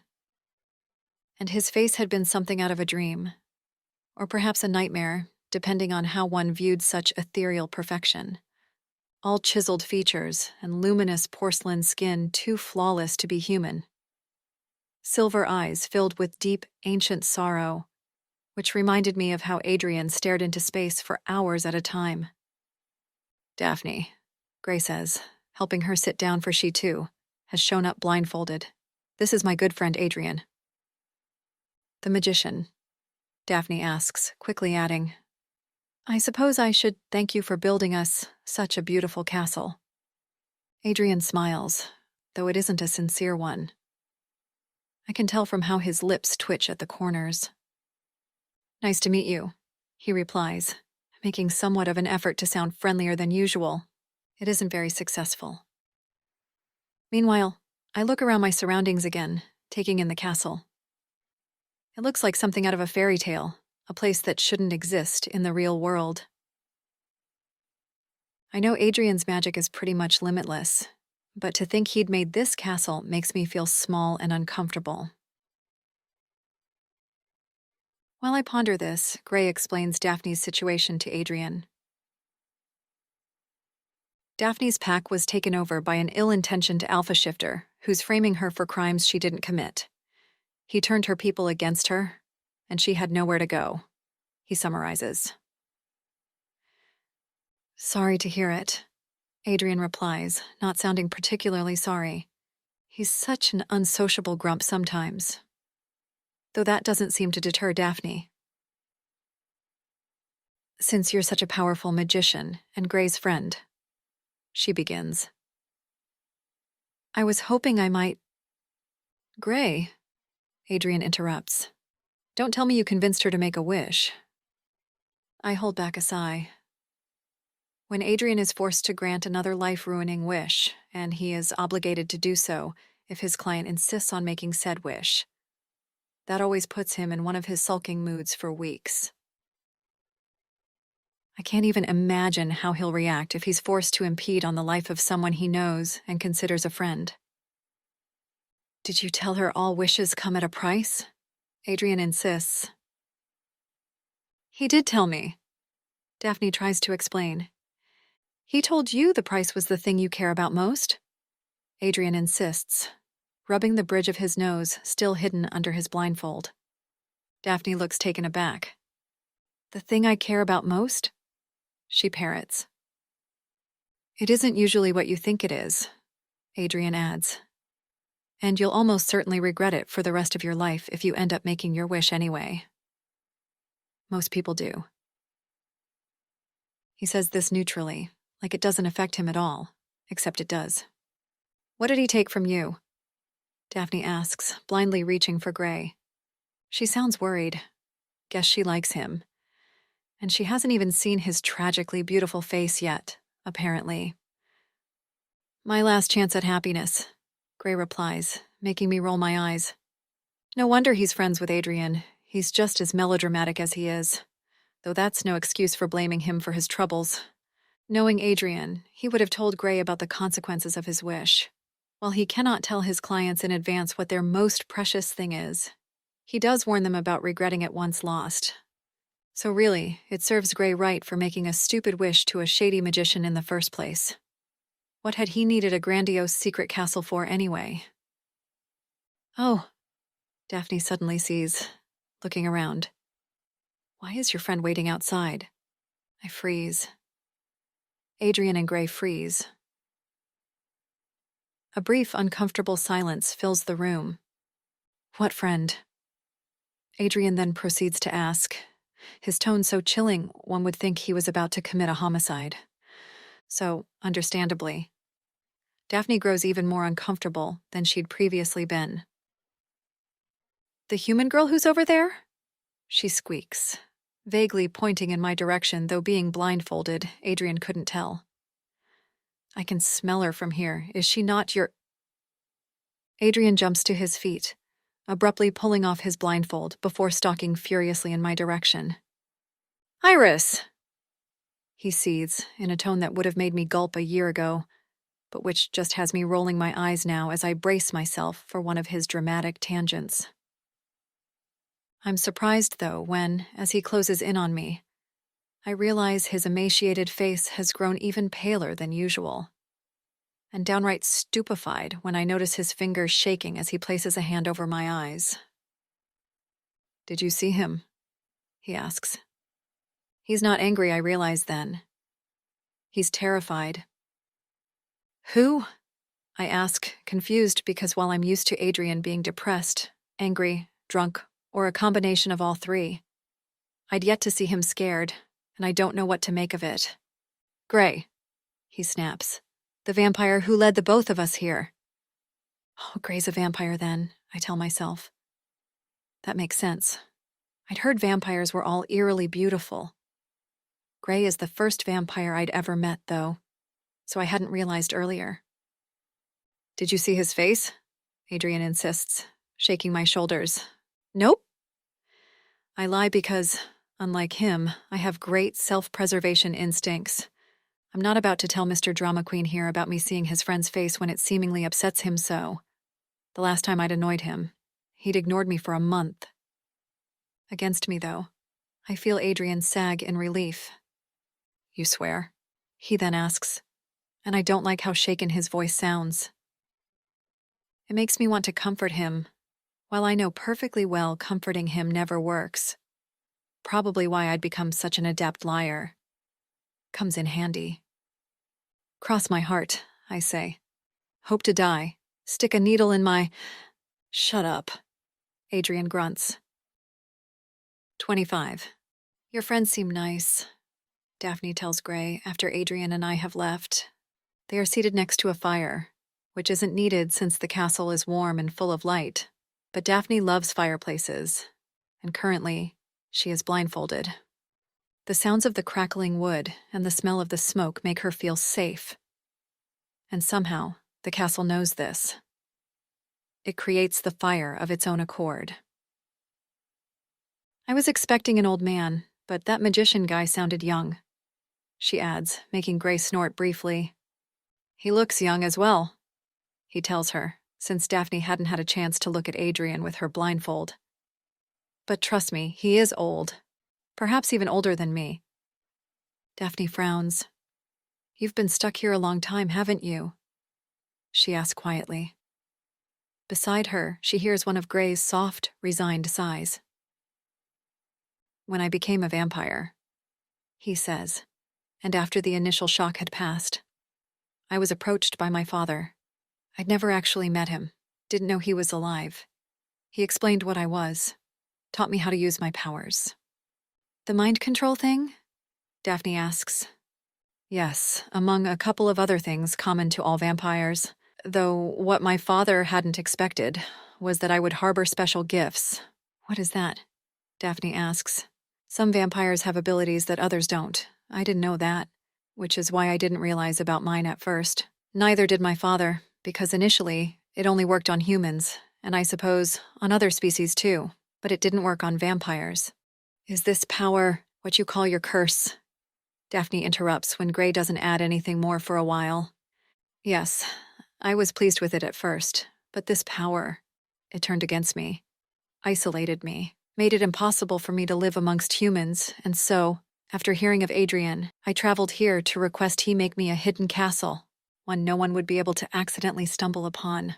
My plan was to invite other vampires to stay over and enjoy the grounds, which is why I had Adrian make everything so grand and beautiful. Most vampires, through their long lives, acquire a significant amount of wealth. They wouldn't just hang about anywhere. Adrian warned me of the potential consequences if I made my wish, and he's felt terrible for granting it ever since, which is why he comes here to visit me every month. It's not his fault, though. I made the wish, and I have no one to blame but myself. I didn't think I had anything to lose, and so I made it anyway. Turns out that what was most precious to me was the fact that my curse didn't work on other vampires, for that meant they were my last hope at making emotional connections. But since my wish, my curse has now been affecting them too. Won't you tell me what it is?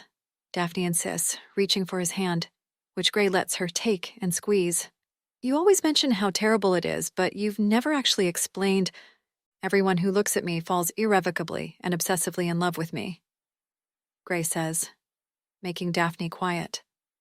She tries to picture it, people seeing Gray and falling for him. It is hard to picture why that is such a terrible thing. Though she supposes it must be isolating, it isn't deadly. Obsessively in love, Gray says. When I don't return their affection or agree to live by their side, the victims of the curse wither and die from a broken heart. Daphne bites her lip. Granted, that doesn't sound great. Which is why I won't be able to accompany you when you attempt your rescue mission, he tells her sadly. It had been decided earlier, when Adrian and I had still been present, that while Daphne couldn't make her wish to get rid of Hunter, She could attempt to save the one person who would have the power to get rid of him, her sister. I don't know many poisons that can keep a shifter asleep for so long, Adrian had explained at the time.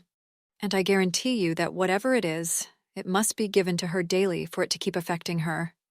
So, if you can get her away from whoever is feeding her poison, I almost guarantee she should wake up and recover in no time. Daphne had thus decided she owed it to her sister, if not her pack, to go and retrieve her.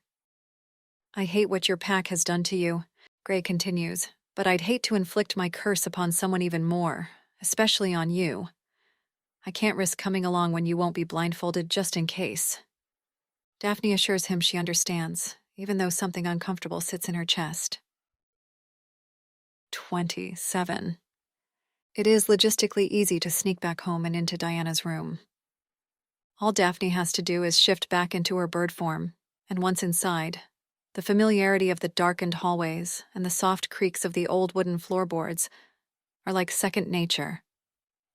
She moves silently with close to little hesitation, her surroundings eerily quiet, the only sounds being the distant rustle of the wind through the trees outside and the soft, steady breathing of those who are asleep. As she progresses through the pack house, though, a heavy, uncomfortable weight begins to settle upon her. Hard to pinpoint at first, it increases into an almost unbearable unease the longer time passes. It begins with the colors. They seem dull, almost muted, as lifeless as the house itself, and the air around her. It is heavy and suffocating, each breath requiring more effort than it should. The once familiar creaks of the floorboards may be discreet, but they sound harsh and grating to her ears. Ears that have grown accustomed to the musical sounds of Gray's castle.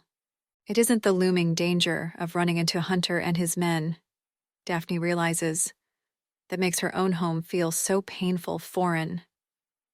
It is the fact that she's been hiding away in a small piece of paradise. And once one grows used to paradise, even home feels like a harsh, endless pit of despair. The sight of Diana, still and silent, trapped in that unnerving, deep sleep, definitely doesn't help Daphne feel any better, though it does fill her with a surge of determination mixed with an odd pang of nostalgia for the life she has left behind. There is no time to dwell on these thoughts, though. Moving quickly, she rummages through Diana's wardrobe, finding clothes that will fit her, a plain blouse and a pair of comfortable pants that will allow for ease of movement.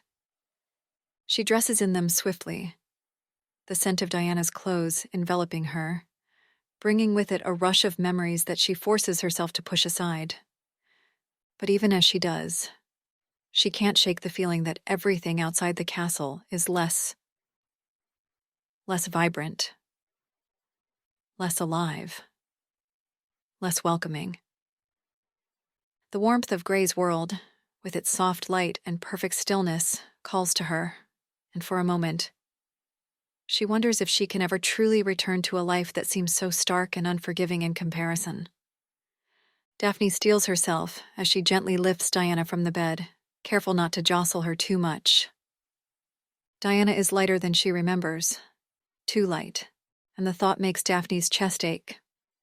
She shifts Diana onto her back, adjusting her sister's limp arms over her shoulders and hooking them under Diana's legs. It takes every ounce of strength she has to rise to her feet, with Diana's full weight pressing down on her. But she manages it, gritting her teeth against the strain. Navigating through the pack house is a different challenge now. Every step has to be measured, careful, as she balances the need to move quickly with the necessity of staying silent. The corridors that were so easy to slip through before now seem endless, each creak of the floorboard beneath her feet echoing louder in her ears than it should. The shadows seem deeper, more menacing, as though the very walls of the house are watching her, waiting for her to make a mistake. This house, this reality outside of the castle feels oppressive, as if the world itself is pressing down on her. Her muscles burn with the effort of carrying Diana, but she can't afford to falter. Every sound seems amplified in the stillness of the night. The faint rustle of her clothes, the quiet scrape of her shoes against the floor, the soft rhythmic sound of Diana's breath against her neck.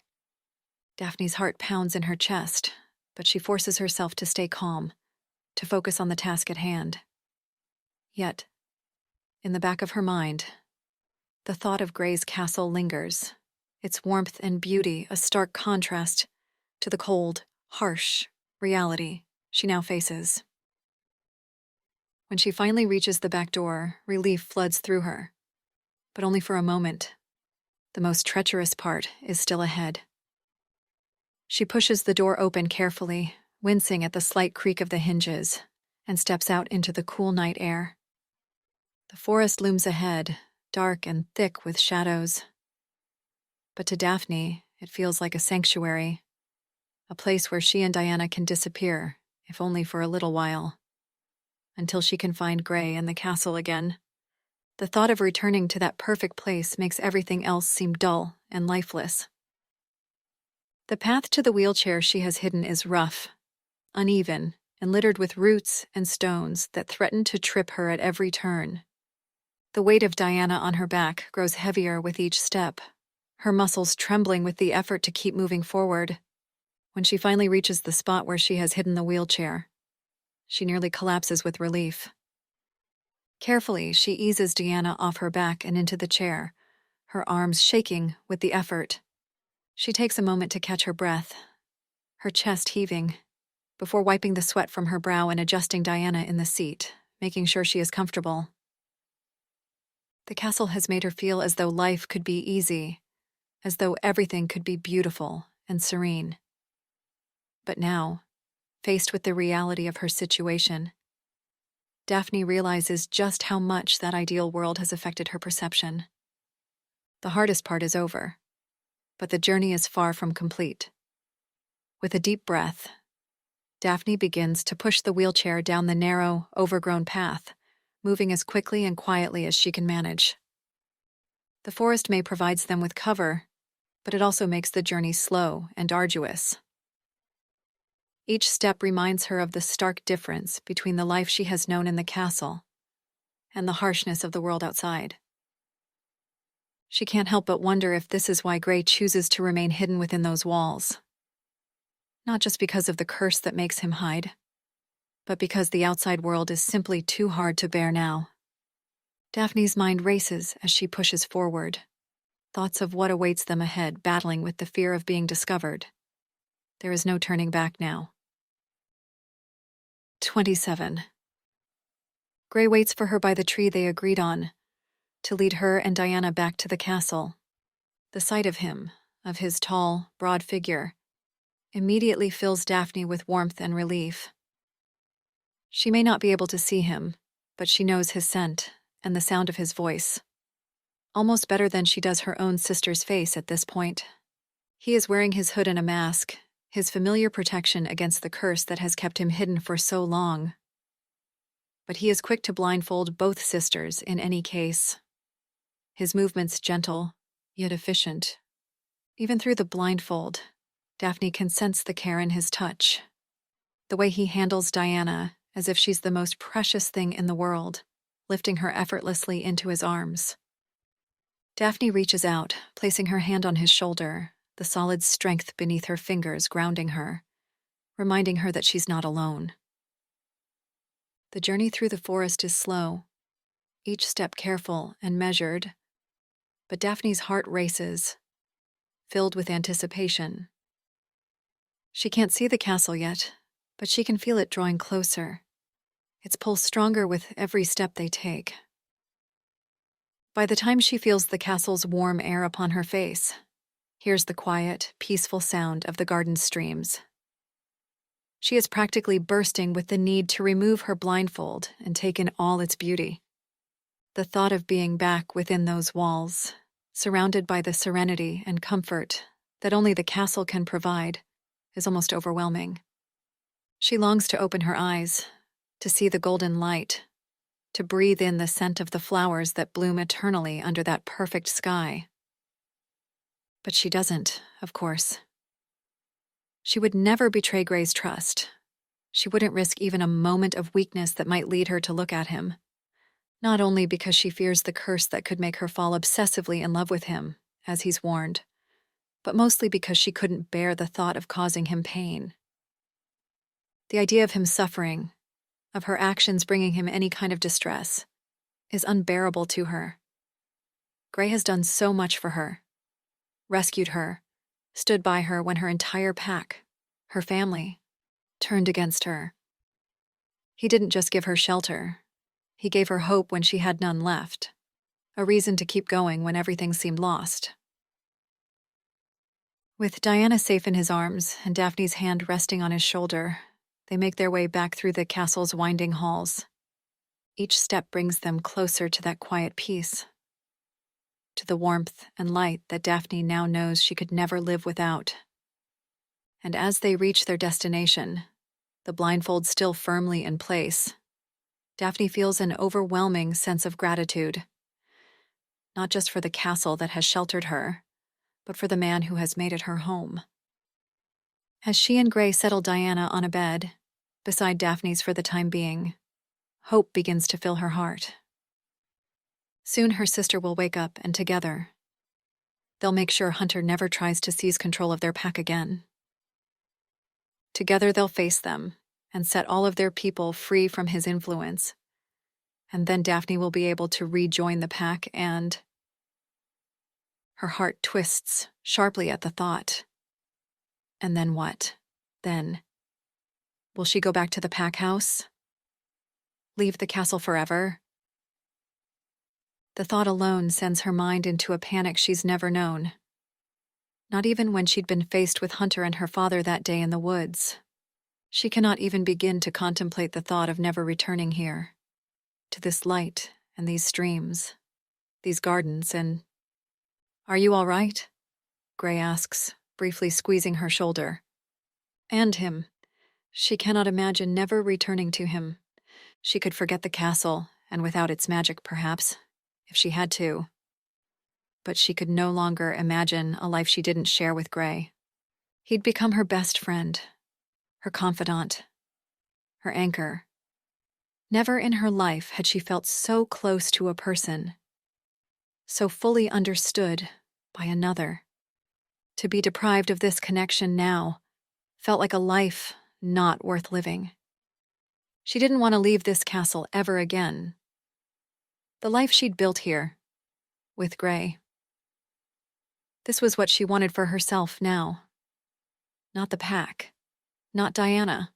She'd help them. Of course she would. But they weren't who she wanted to choose to spend the rest of her life with.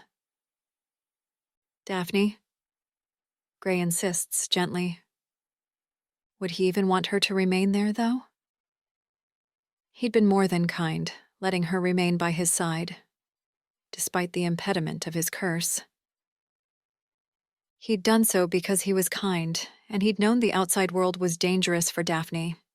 But once she'd gotten rid of the threat, once she'd have no excuse not to follow her sister back home, would Gray allow Daphne to stay? She opens her mouth, heart in her throat, not sure exactly how to phrase the question, but knowing she has to. But then a voice booms across the room, loud, brash, and insufferable. "So this is where you've been hiding all this time, Daphne?" She doesn't have to remove her blindfold to know who just walked into her room, into her safe haven. It's Hunter. 28.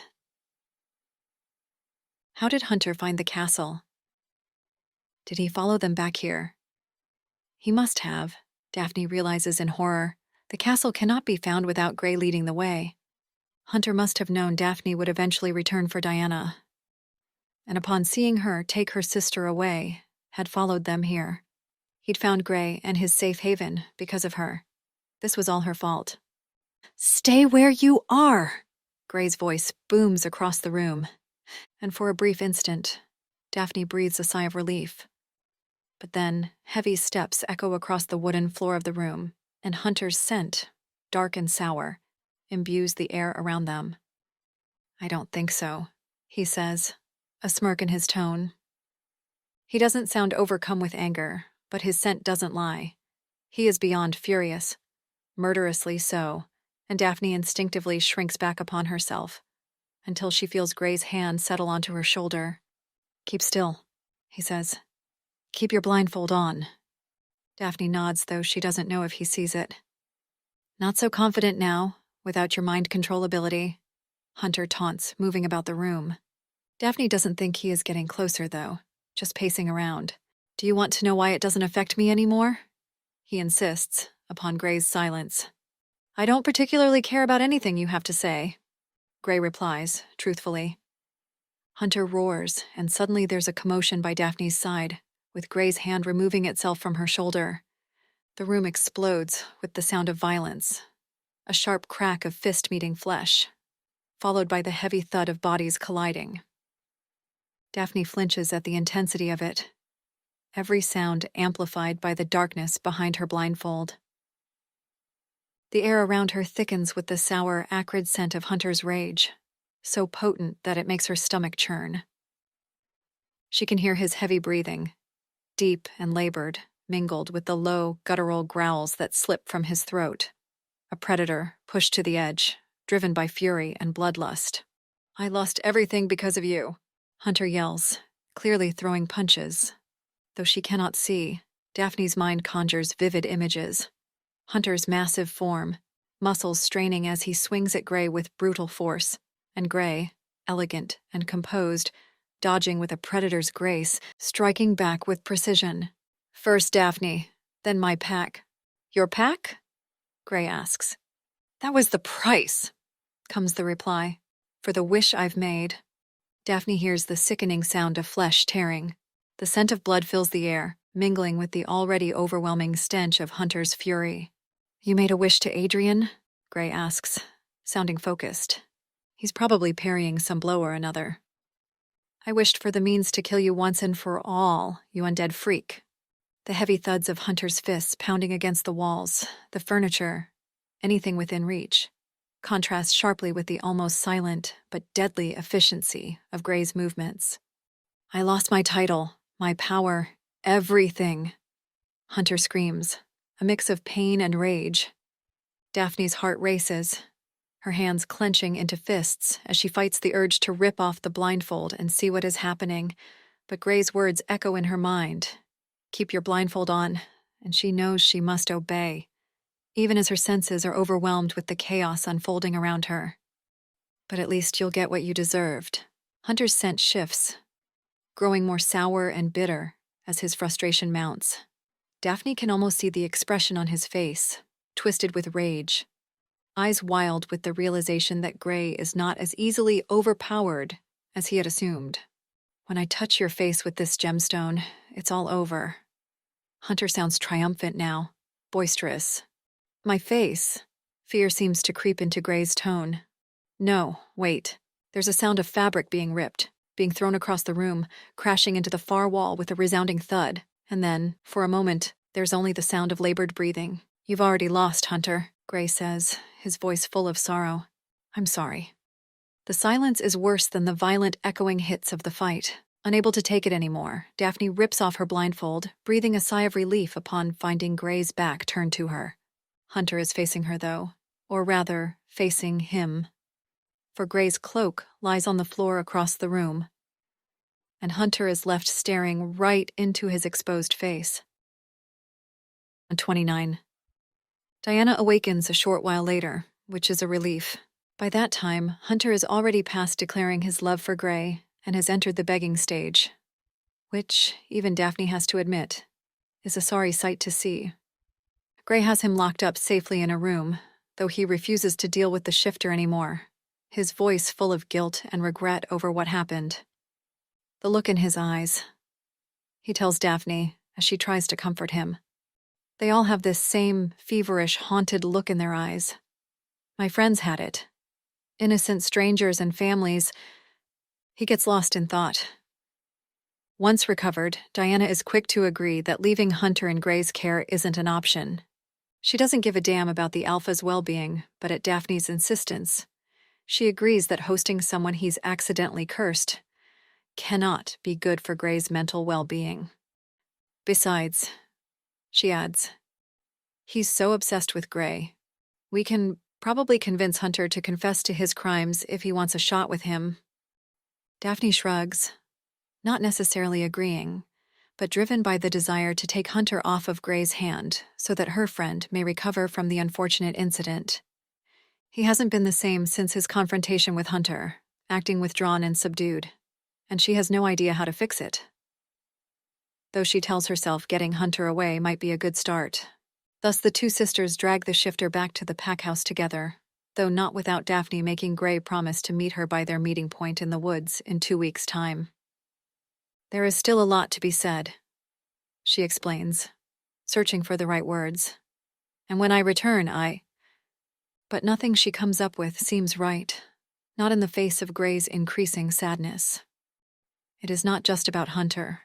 Daphne knows this. The incident has brought up bad memories, and waves of guilt and regret that she cannot possibly imagine, but knows, are eating Gray alive. I'll be back in 2 weeks, she assures him as she departs. I promise. And then they're off. Daphne and Diana bring Hunter back home, their journey heavy with unspoken tension. The pack house, once a place of strength and unity, now feels tainted by the betrayal and chaos that Hunter has wrought. When they arrive, it's immediately clear that things have shifted in their absence. It's Jade who greets them, her eyes sharp and calculating, the weight of new leadership pressing down on her shoulders. The realization hits Daphne hard. They hadn't been exaggerating. Hunter truly is no longer the alpha of his pack. He's been replaced, and not by a strong, worthy leader, but by someone who has taken advantage of the turmoil to seize power. Diana's fury is palpable the moment they step inside. She confronts Jade without hesitation, her voice laced with anger and disgust. You've taken over in his stead, but make no mistake, Jade, we won't forget what's happened here. Jade doesn't flinch under Diana's glare. I don't wish to cause further conflict, she says. I'll agree to a truce. My pack will leave yours alone. Daphne watches the exchange, her heart heavy. The shock of seeing Hunter, once so powerful, now reduced to a pleading, desperate man, fills her with a strange mix of pity and disgust. But the anger in Diana's eyes keeps her grounded. Hunter's downfall might have come about because of Gray, but the betrayal, the lies, and the suffering were all his own doing. Jade's promise to leave their pack alone is a relief, but it's a hollow victory. Something happened to her alpha, the father of her child and the man she loves. Something Jade cannot explain. No peace treaty. No alliance can ever truly rebuild what has been broken. Which is why Diana insists she needs Daphne, that her sister cannot possibly think of leaving back to Gray and the castle. She claims Daphne's place is by her side, that together they can ensure the pack never falls into the wrong hands again. And Daphne loves her sister. She really does. And once, she'd have taken her up on her offer in seconds, for she had been brought to want nothing more than for the pack's well-being. But something broke in her when they'd all turned against her, when Hunter had betrayed her and her father too. She is no longer the trusting girl she used to be, and she may never be again. But mostly she cannot imagine a life away from the castle and from Gray anymore. This is where she needs to be. Diana claims to understand, but she doesn't. That place isn't life, Daphne. It is a dream, she claims. And dreams may be wonderful, but at some point you have to wake up from them. You can't spend your whole life in peaceful oblivion. Daphne won't hear it, though. And so Diana agrees to let her go. She agrees, because Daphne doesn't give her a choice. You don't get to decide for me, she says. She leaves 2 weeks after her departure for the pack house, and goes to the tree to wait for Gray as planned. This time, she knows what she wants to tell him. That she loves him. That she doesn't need to see him to love him. And that she never wants to leave him ever again. She sits by her tree and waits, holding on to her words, her courage, and her love. But Gray never shows. 30. Daphne waits for what feels like an eternity. She thinks of going back to the pack house at some point for fresh water and food. But in the end, she doesn't move. For all of that seems pointless now. What good would food and water do anyway? The needs she has for them are nothing compared to the need she has to see Gray again. Why hasn't he shown up yet? Did something happen? Has someone found the way to his castle? Hurt him? The very idea sends a fresh wave of fear crashing over her. She cannot bear the thought of him in pain, of him alone, suffering because of her. It is her fault, all her fault, that he is lost to her now. If only she hadn't left. If only she hadn't dragged Hunter to the castle, this nightmare would never have begun. She has to do something. She has to go back to him. She begins to search the woods, certain that she can pick up enough traces of Hunter's scent, of her own scent from when they had been led to the castle, that she can find it again. The hours stretch on, blending into an endless blur as Daphne looks around with increasing desperation. The world around her is unyielding, a harsh and unforgiving landscape that seems to mock her with its indifference. The trees, once so familiar and comforting, now loom, their branches clawing at the sky, at her, as if trying to drag her back into a reality she no longer wants to face. The sun rises and sets, but the castle is nowhere to be seen. It's no use, Daphne thinks, sinking to her knees. The castle is impossible to find without Gray leading. There is no home without Gray. A sob tears from her throat, raw and broken. How can she live in this world when she has known the gentleness of Gray's touch, the dreamlike serenity of the castle, the brightness of the sun, the roughness of the earth, the sharpness of every sound? They all conspire against her, reminding her that she no longer belongs here. Daphne clutches at the earth beneath her, her fingers digging into the dirt. Gray's castle is where she belongs. The life they had built together there is the only life she wants. The rest, the world outside, is nothing but pain and sorrow. An endless stretch of barren land where hope withers and dies. She needs to find a way back to it. She needs to be with the man she loves. But how? How, when their home has been magically enchanted to never be found? Daphne blinks. Magically enchanted. That's it. She knows what she needs to do. The 31. There once was a young man, Gray had said, Daphne remembers, upon the early days of her depressive spiral. A young man who was, to his entire family's dismay, the heir to lands and a small fortune. He was of sickly disposition and rarely left his room, for when he did, he wouldn't go very far without his wheelchair, and no one trusted someone fragile to make the fortune prosper. This young man hadn't known his father, but he'd been raised by a mother so cold and so distant she may as well have been a stranger. And so the only person this young man had ever loved was his younger sibling, a brother that was everything he wasn't in health and charm, but who loved him deeply nonetheless. It was this brother who introduced the young man to Anna, a lady of noble birth, whose father had dilapidated the family fortune in bad investments and drink. Anna never seemed to care about her bad luck, though.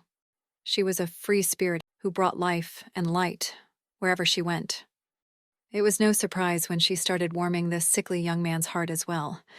She never once treated him like a fragile old man and made him the happiest he'd ever been. So, about a year upon meeting her, he asked her to be his wife. Their engagement party was a grand affair, the sort of gathering that brought together the city's most distinguished aristocrats. And amongst the soft flicker of candlelight and the vibrant colors of the women's gowns, Anna was the center of attention, her beauty outshining even the opulence of the surroundings. The young man knew he would not be able to take her to the dance floor, and so his younger brother, ever the dutiful sibling, stepped in then. The sickly young man watched as they moved to the center of the floor, the music swelling around them. Anna laughed, her eyes sparkling with joy. And his brother, oh, how he looked at her. The whispers began then, hushed voices passing from one guest to another, the gossip spreading like wildfire.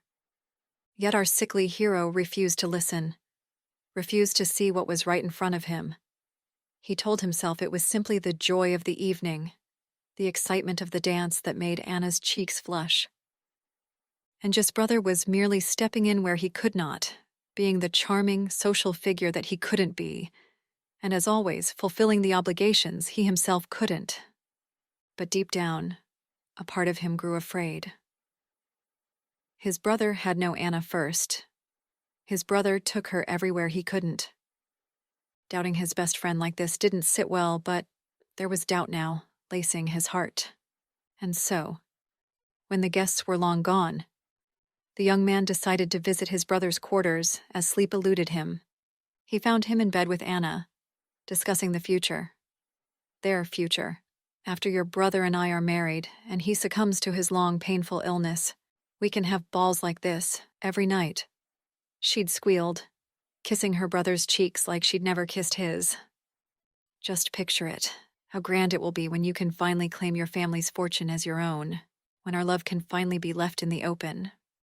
It might be a while before my brother succumbs to his illness, my love. His brother had replied, sounding so heartbroken at the idea of him living. It broke the sickly young man's heart. It doesn't have to be very long. Anna had laughed, trailing her fingers down his chest. In fact, I'm sure we could find a way for his condition to take a turn for the worse as soon as we'd like. The young man didn't wait to hear his brother's answer.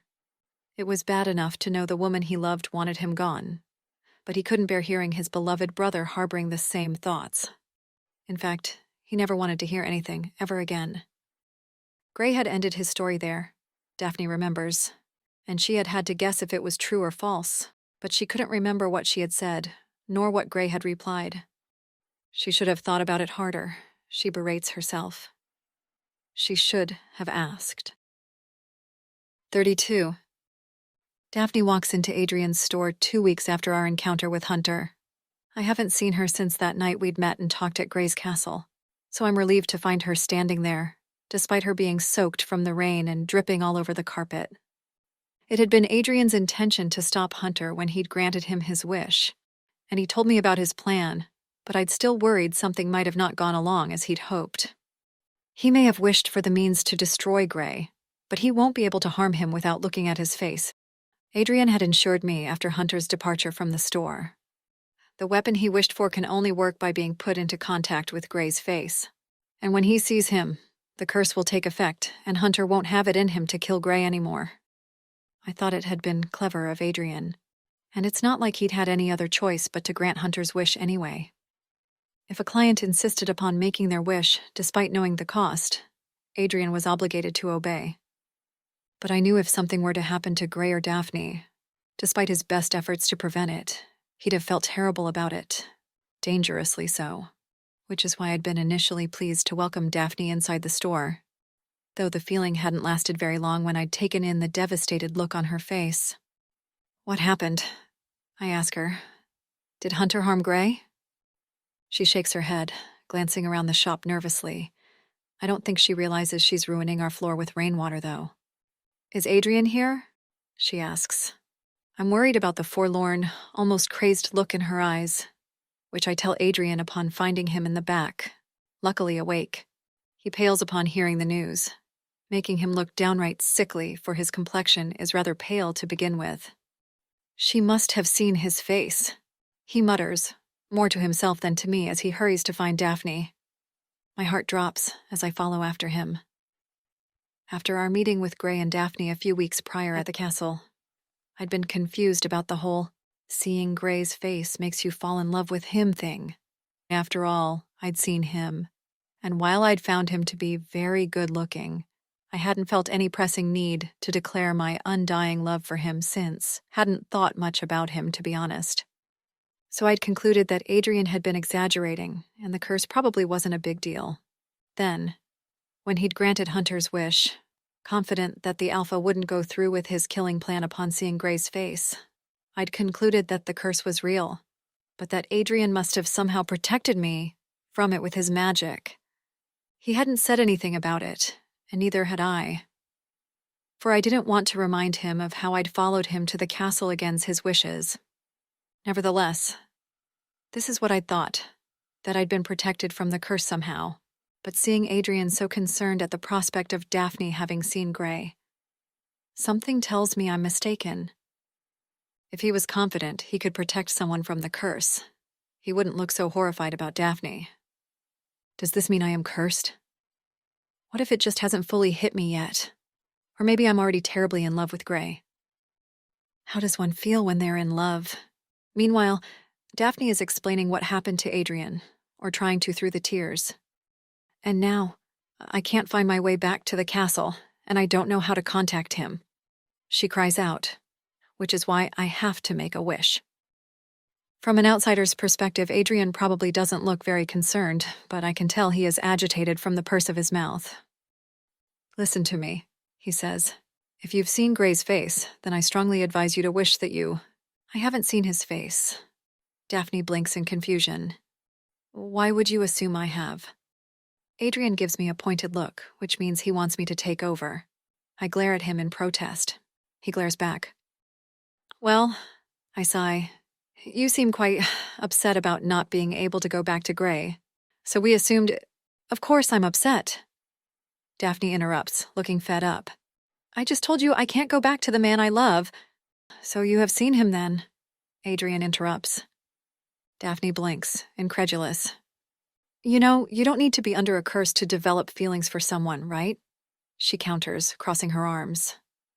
Adrian gives her a pained smile. So what is your wish then? He asks. I want to be able to find Gray. Daphne replies. You understand that if I were to grant you this wish, I would take what matters to you most? Adrian insists, making Daphne nod. I do. It usually isn't what you expect, and there's a good chance you'll come to regret it. I warn Daphne in turn. Most people do. The girl looks at me and nods in resolve. I understand, but I can't live like this anymore. I have to find him. Adrian's shoulders sag in defeat. All right then, he says. 33. Daphne soars above the treetops, the wind rushing past her. Her heart pounds with a mixture of fear and desperation as she scans the horizon, searching for the one thing she both longs to see and dreads with every fiber of her being. And then, in the distance, she spots it, Gray's castle. It rises from the forest like a beacon, its once magnificent spires and towers now tinged with an eerie, unsettling glow. But the sight of it, the place she has come to know as home, fills her with a deep, aching pain, for she knows this will be the last time she sees it. The magician's words echo in her mind, a constant refrain of doom. I gave you the power to locate Gray at any time, though, for granting you this wish, he'd said, a grim look painting his features. I'll be taking back the castle you love so much. The castle? Daphne had felt her heart drop. The castle will be gone? She'd taken a look outside and squinted her eyes, and that's when a strange ray of light had appeared in her field of vision, pointing east towards the horizon where she knew the forest to be. But Gray is still in the castle. Daphne had protested. What's going to happen to him? The magician had essentially pushed her out of the store at that point. I'll try to maintain the castle's existence for as long as I can, he'd said, a bead of sweat purling against his temples. But you need to find Gray and get him out now. Otherwise, he'll disappear along with his home, to some place no one will ever be able to reach him ever again. And so, heart wild with fear, Daphne had immediately shifted and flown out the window, Adrian's words still ringing in her ears. To a place no one would ever be able to find him. What had she done? She'd been warned, but she hadn't listened. Daphne had thought she'd be the one to pay the price for her wish. And now Gray was the one facing the consequences of her action. She'd been a poor, selfish fool, and she would never forgive herself. For if Daphne's life belonged to Gray and the dream they shared, if she couldn't imagine her life without him, the thought of having ever caused him pain was somehow even worse. She'd taken his home and put him in danger, and Gray didn't even know. The thought is unbearable, and Daphne pushes herself to fly faster, cutting through the air like a bullet. Adrian had promised to try and maintain the castle in place for as long as he could, but he had also warned her that he wouldn't be able to hold it for long. The castle's end is imminent, and with it, the end of everything Daphne holds dear. She lands in one of the open corridors with a thud, her feet hitting the stone floor hard. The sight that greets her is apocalyptic. It's as if the very fabric of the castle is disintegrating, the walls and columns crumbling into tiny particles of color that float upwards, shimmering for a brief moment before turning as black as night and disappearing into the sky. "Gray?" Daphne calls out, back into her human form. The grand corridors, which used to be bathed in that perpetual, golden light, are now shadowed and broken, parts of the floor missing entirely, exposing the dark abyss below. Daphne's breath catches in her throat as she takes it all in, her heart breaking with each passing second. The place that had once felt so safe, so warm and filled with life, is now a crumbling ruin, a ghost of its former self. All because of her. "Gray!" She calls out again, following the ray of light she can now conjure at will.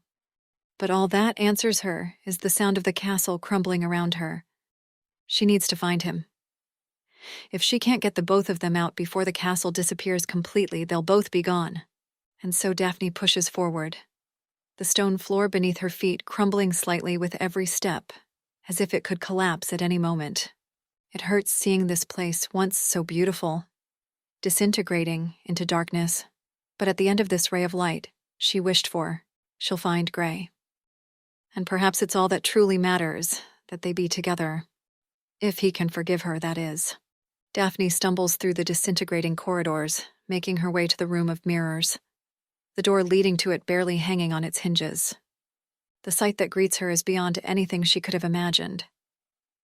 Endless expanse of darkness, with only the shattered remnants of mirrors floating in the air, each fragment reflecting scenes that are impossible to comprehend. The pieces of glass hover, spinning slowly, their edges jagged and sharp, casting strange, distorted reflections that flicker and shift like the fragments of a broken dream. Some pieces show flashes of unfamiliar faces, twisted in expressions of sorrow or anger. Others depict places that Daphne has never seen, forests aflame, oceans churning under stormy skies, and cities crumbling to dust. But then, in one larger piece of a mirror, she sees something that inexplicably shatters her. A young man, sitting in a wheelchair, perched dangerously close to the edge of a cliff. The wind whips through his dark hair, and his hands grip the arms of the chair so tightly that his knuckles are white. Daphne's heart clenches in her chest, and before she can stop herself, she lets out a scream, a raw, anguished sound that echoes through the room like a shattering glass. As if in response to her cry, the mirror splinters further, the image fracturing into 1,000 tiny shards that scatter through the darkness, each one reflecting a different piece of that haunted expression. And then, behind the broken mirror, she sees him. He stands there, bathed in the soft, flickering light of the disintegrating mirrors.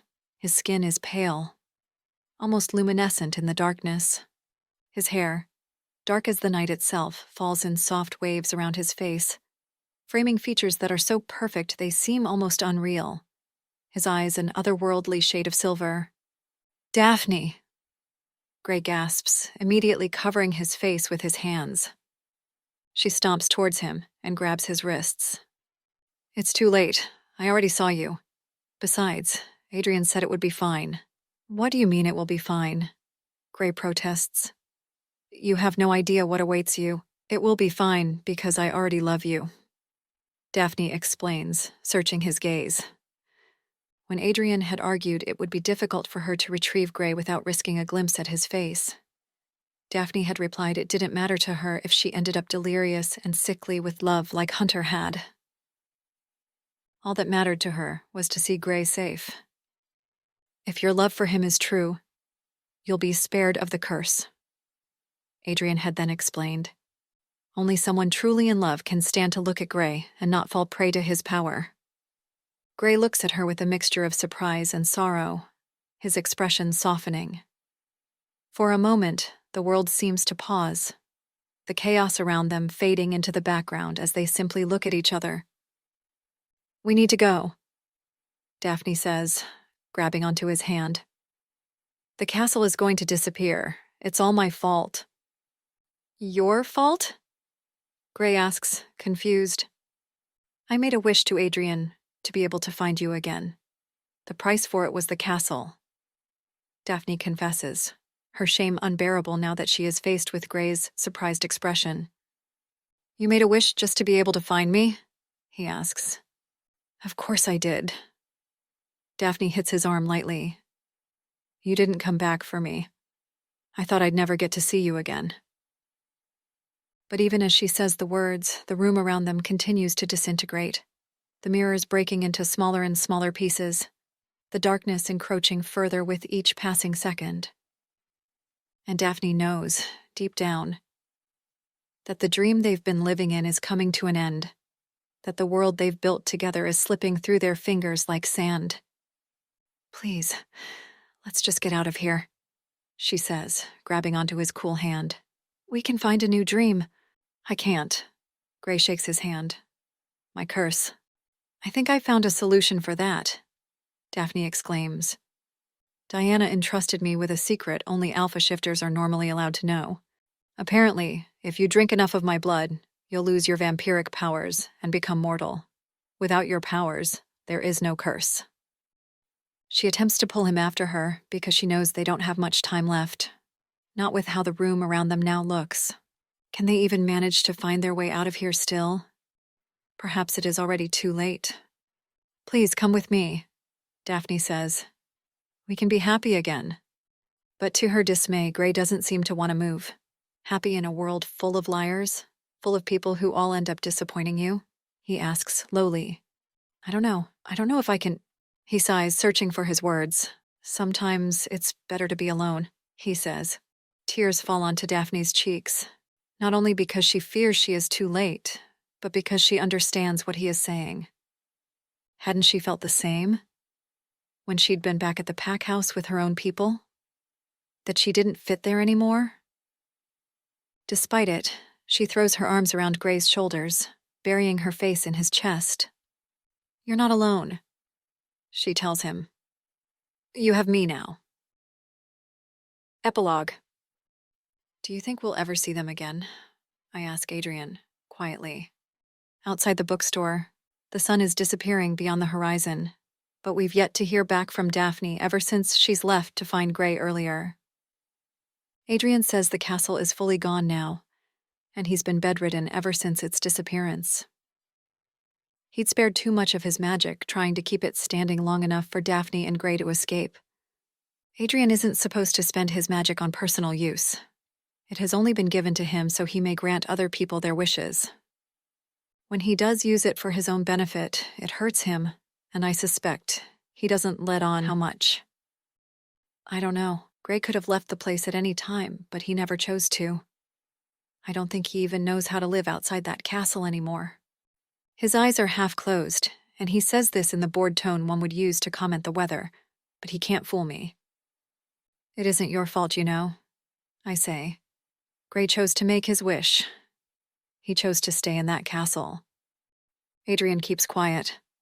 Outside, night has fully set by now, and I can't help but imagine Gray and Daphne, confused and alone in the forest where the castle used to stand, wondering what to do next.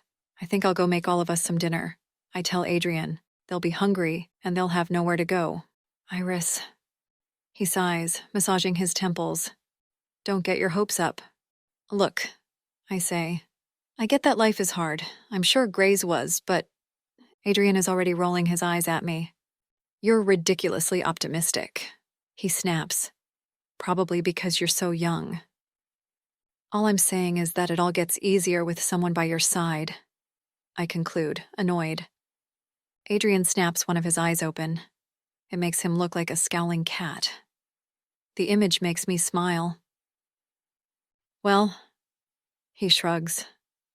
"Prepare yourself a blindfold then. If they do come back, Gray will still be a vampire for a while. It would be a shame for you to get cursed now, wouldn't it?" I open my mouth in hesitation, Should I tell him I've already seen Gray? I take in his sagging shoulders, the grim line of his mouth.